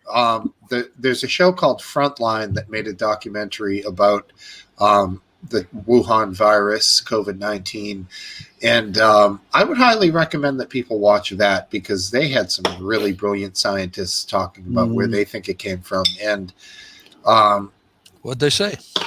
Basically, a lab that there was no other possibility. Right. No Look at how other it's been possibility. taken. It's a perfect virus, this one, because it doesn't kill everybody. It just destroys economies. Well, It's perfect. it's got a thing called gain of function component to it, which means it's been manipulated to change unnaturally, and that that means human involvement definitely. Whether it was a bioweapon, they're not sure, but it's probably more like incompetence. So we're probably trying to. Yeah, I reckon it's kind of. That sounds It's like whatever very things into very the game. conspiracy theory to me. I mean, I think Hang on. Can I just say, Biscuit Babes? Yeah. You think it sounds conspiratorial to say that a lab that was working on coronaviruses did have shitty equipment is unlikely to be the cause? Far more likely is that some cunt ate a pangolin from a wet market, yeah? Right. And you think that we're the is true, conspiratorial. You really believe that this virus, this fast mutating virus, popped into existence because some dirty Chinese fucker ate a bowl of bat soup? It's very likely. I believe it's not yes. even the Yes. virus; it's the mutation factor that makes it seem dodgy. Well, all right, 2 months before that, the an Indian news agency had been in there, and that one of their doctors had pointed out that they were like breaking safety protocol. I mean, at every corner, they were cutting corners everywhere, and they made a protest about it, and Wuhan just said, Yeah. He's not saying it was intentionally released. No, he's saying they were doing virus engineering, and they. But here's the one thing I do believe: correct. Something Well, like Fat that. Belly just said it got out there. Selling dead But the lab animal on the wet market is completely plausible, but the thing whether is, that's the case it or got not. out in Wuhan. They then closed off traffic from Wuhan to other parts of China, but allowed it to go around the globe, because why would you be the only country to suffer this?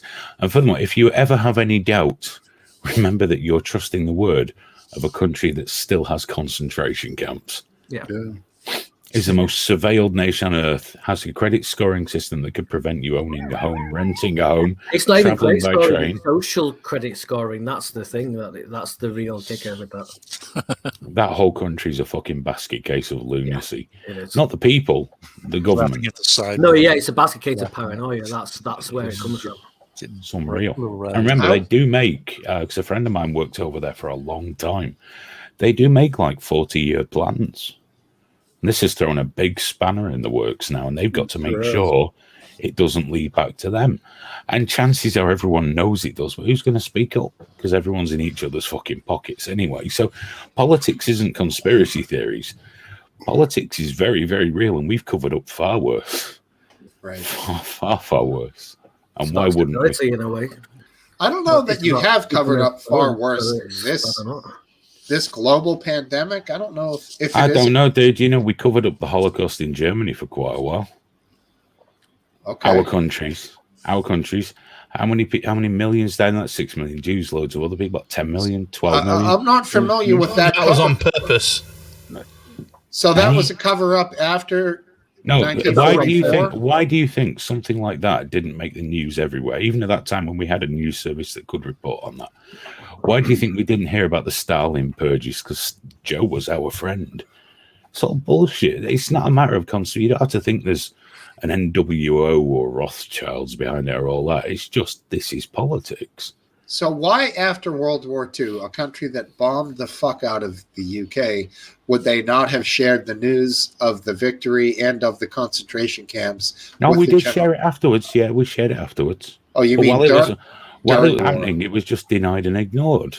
Okay. Don't never underestimate the ability of politicians to ignore the uncomfortable and the unfortunate and things that don't help.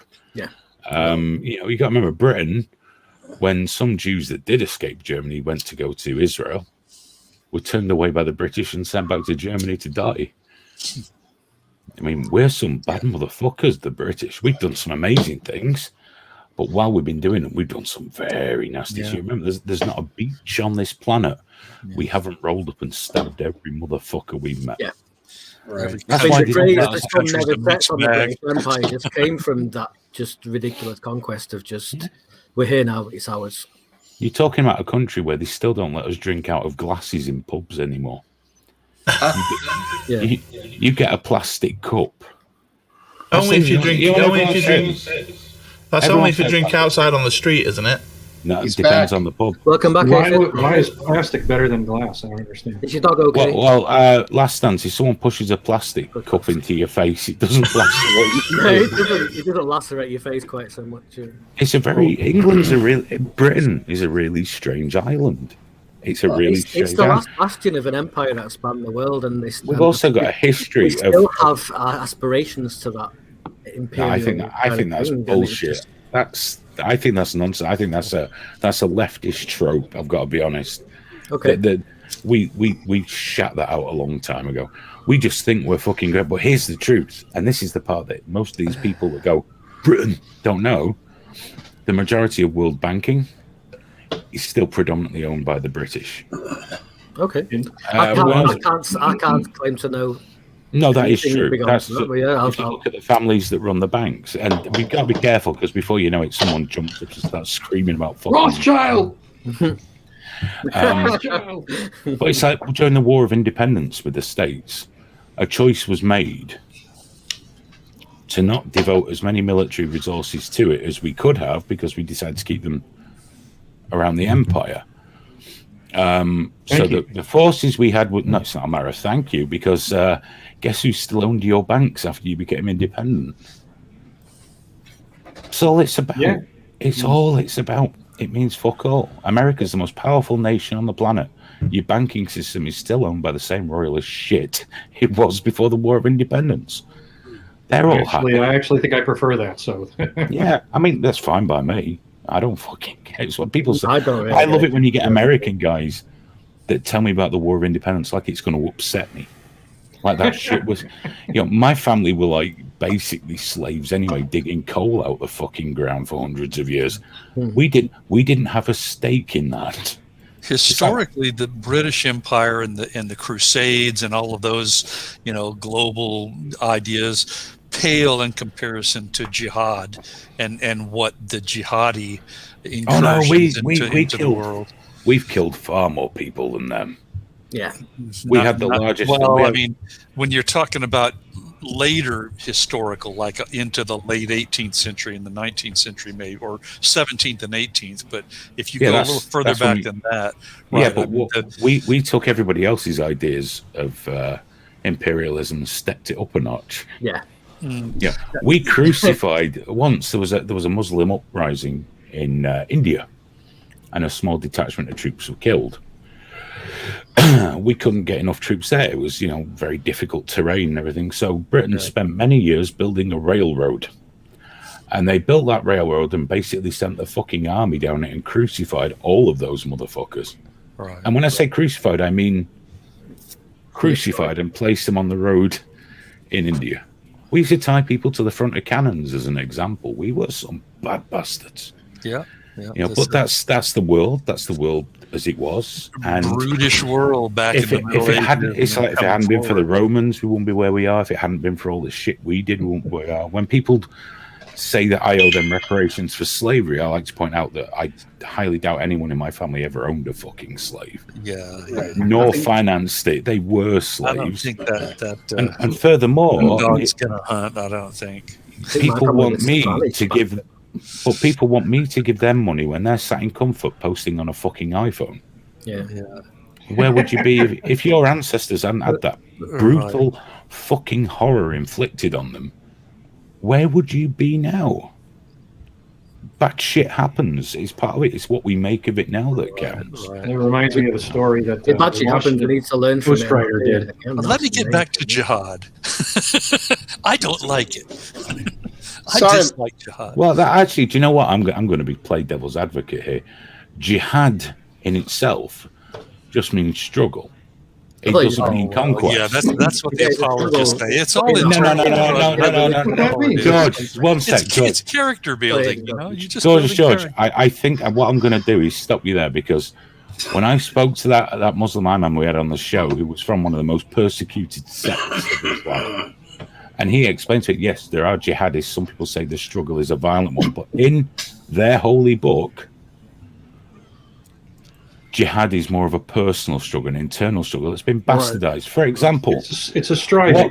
What kind of good Christian went on the Crusades and put children to the fucking sword? Yeah, exactly. So we have to be careful that when we attack people like that, we don't attack everybody, because I live in a country with a large Muslim population who predominantly fail to explode quite regularly.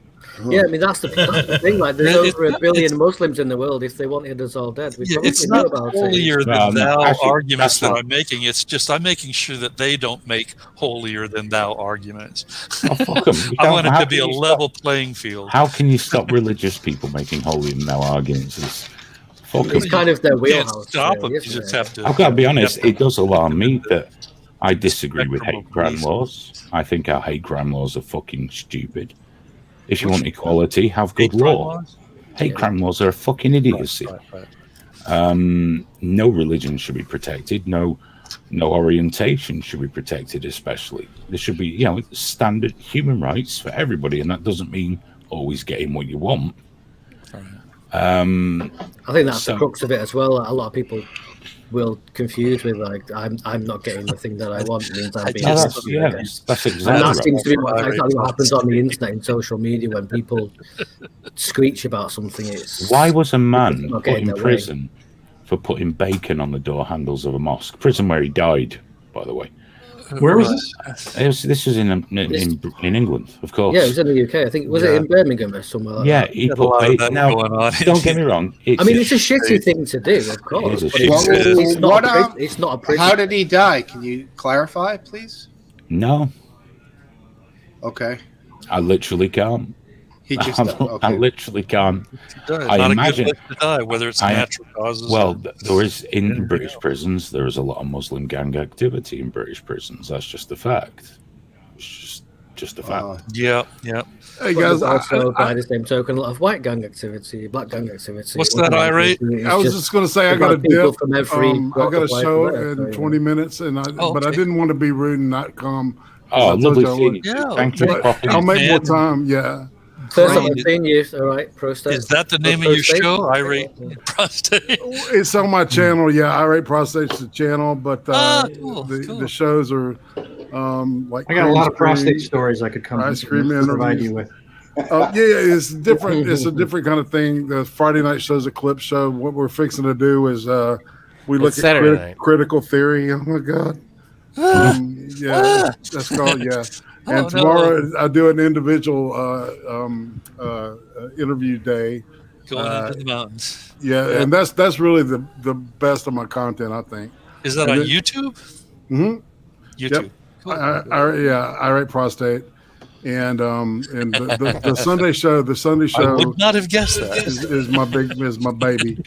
Yeah. But the Monday show is getting fun too. I where- hope it's doing well. I hope you're having fun. All right. doing it. Well, Yeah. come back. I- Come back now. You hear? Yeah, keep shooting me links, man. I'll pop in when I can. I've This just is great. subscribed, dude. I've just subscribed, so I'll be Well, All back. right, guys. let me go look you up too. Here we go. Hey, it was great meeting you, Oh, Ari. damn. Later, buddy. Take care. All right. And I'll definitely come back. All right. Okay. Y'all seem like a cool bunch of folks. Thanks. I'll Seems take pretty care, cool man. too. I'll take Take We care. sure are. They're li- Later. At Tater least- loads, he said. That's fine. Actually, do you know what? It's 20 to 2. I should probably Great, think man. about going to For bed. you. Oh, I bet no, right no, out I'm going. one I'm time. going first. Hey, you guys celebrate Valentine's Day over there? I was wondering about I that. don't celebrate. I'm No. confused when Well, I'm Americans. single, so I don't have anything to celebrate anyway. But When Americans say to me, "Happy Valentine's Day," go fuck yourself. what would you say to anybody who is not your other half? Go fuck yourself, you Hallmark obsessed piece of shit. Well, happy Go. Valentine's Day, Hayden. Go fuck yourself. I only like 2 holidays: Shrove Tuesday and Christmas Day.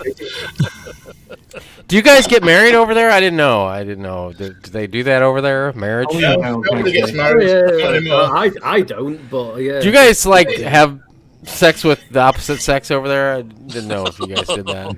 It's been known to happen. You Next, can't I talk think about it's it like- though, or you'll be charged with a hate crime. I'm waiting for the second part of the question, which is, what's it like?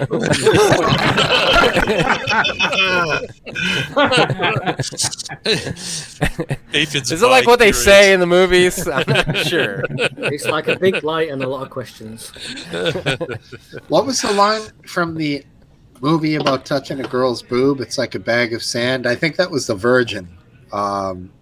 The 40-year-old it is- 40-year-old virgin. yeah. I vaguely remember it. Well, that sounds more romantic than the term I've heard, which was mashed potato. Well, I'd and just like to leave you with one thing before I go. If you're feeling, like you want to get a bit jiggy with yourself tonight and you need something to look at, Jessica Yaniv has posted a picture of his infected mangina on Twitter, asking a doctor if this looks right to them. It doesn't look right. It doesn't look right at all. It looks very broken. So Isn't that the kind of thing that can be reported? I just laughed my ass off. That's just crazy. They're gonna have to steal it. They're gonna have to seal that shit shut with a soldering iron. That's fucked. That's right. Flamethrower, that's what they'll need. It's done gone rotten. Hot coil to do it. just causterize it. Hayden, the L is silent there, buddy. No. I speak English. Not I know you colonial people have this problem. Soldering iron. Well, what other word has a silent L in the fucking middle? Yeah, I never got out looking at YouTube tutorials for soldering. It was like soldering.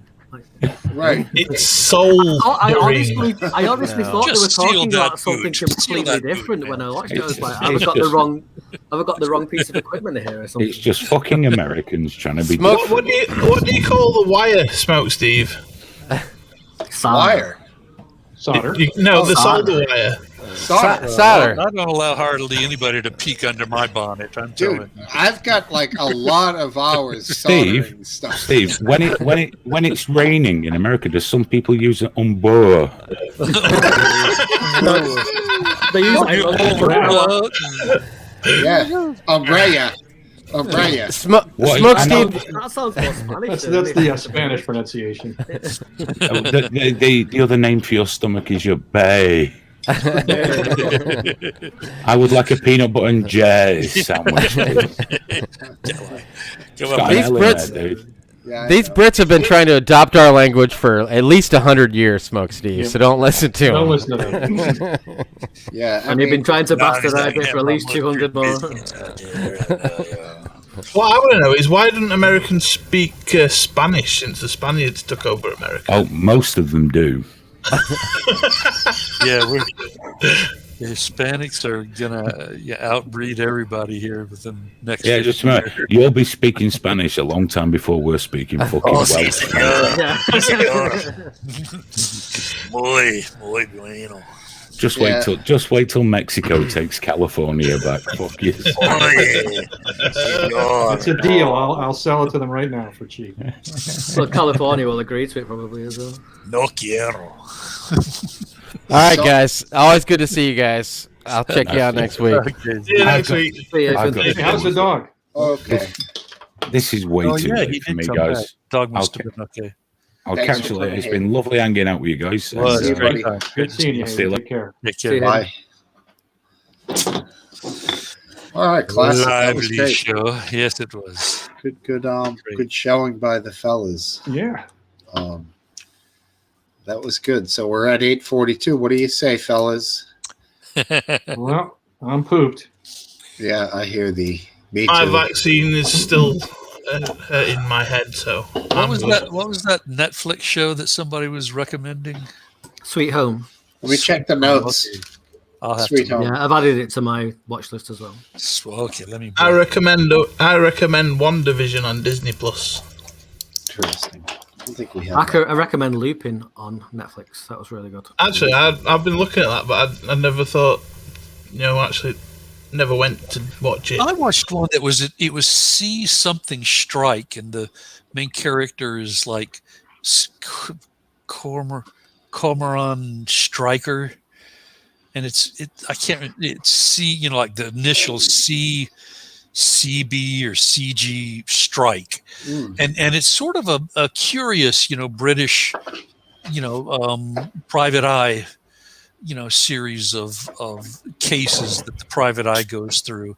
And he's an actor. Do you know a relative famous British actor with a hair lip? Do you know who I'm talking about? Oh yeah, I know who you're on about. I think.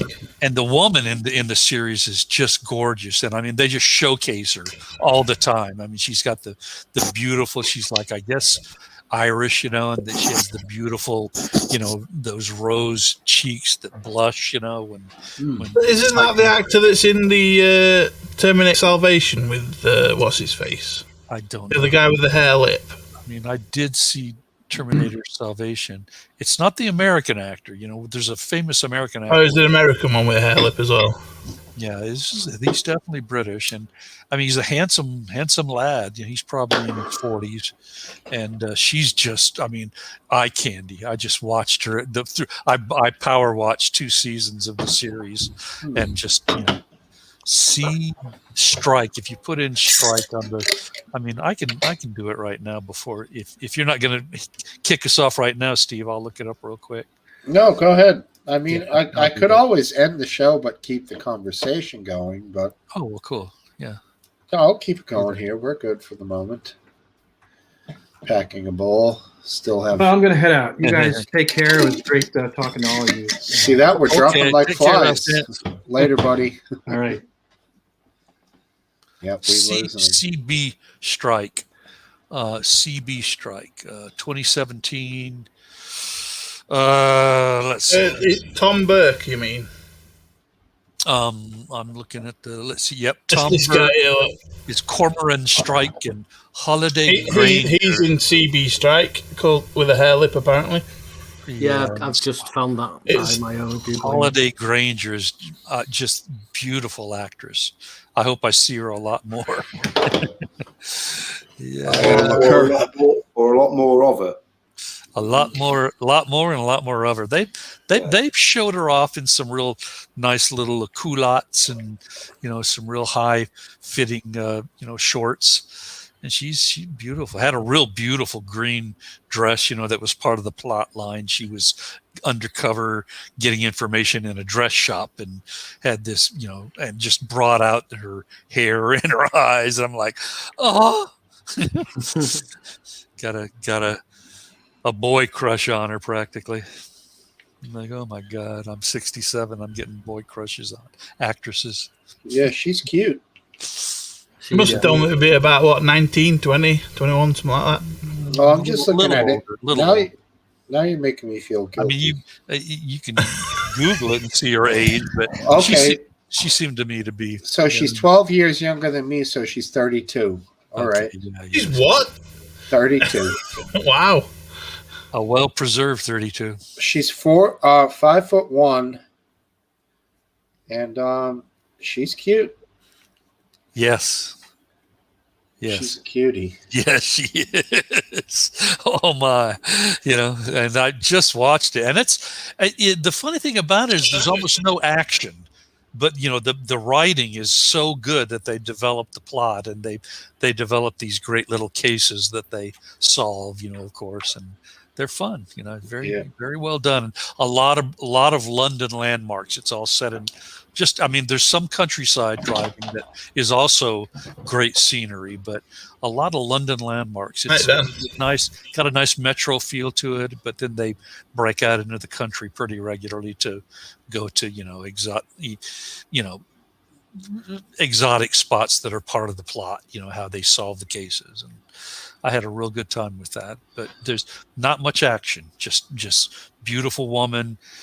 The guy's it's funny. He's got the good side. That's not the side where the hair lip is. And he's like I said, he's a handsome lad. So they make a good couple, as they play off of each other. And it's a good, he for most of the series, he has a mustache. I think that they sort of veil the feature. In his there's some military flashback scenes where he's shaven, and I mean you can see the real pronounced, surgically repaired, hair lip. But he's a pretty good actor. He didn't have a wide range in this series, but he played sensitive real well and perceptive. They played him as a real smart, ex-soldier, what do they call soldiers in the UK? Troopers. They call them something. Soldiers. Just soldiers, aren't they? Yeah.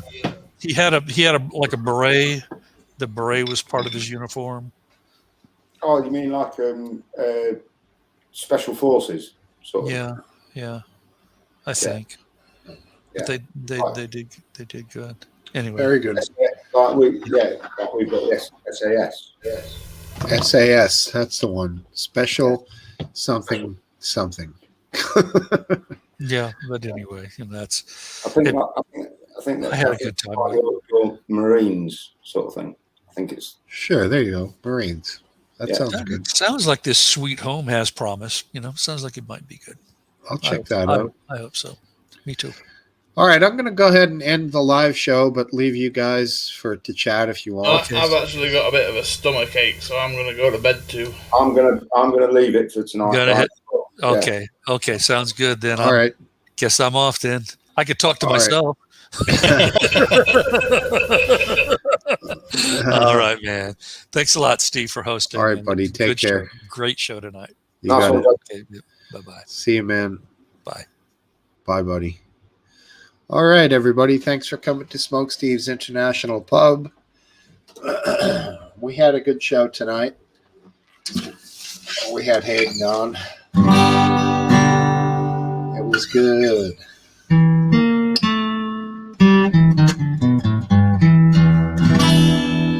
We do it every Saturday night here. And I would really appreciate it if everyone came back. And always remember to hit the thumbs up and just return. Be part of the show. Everyone's great. We had a great time. And take care. Good night.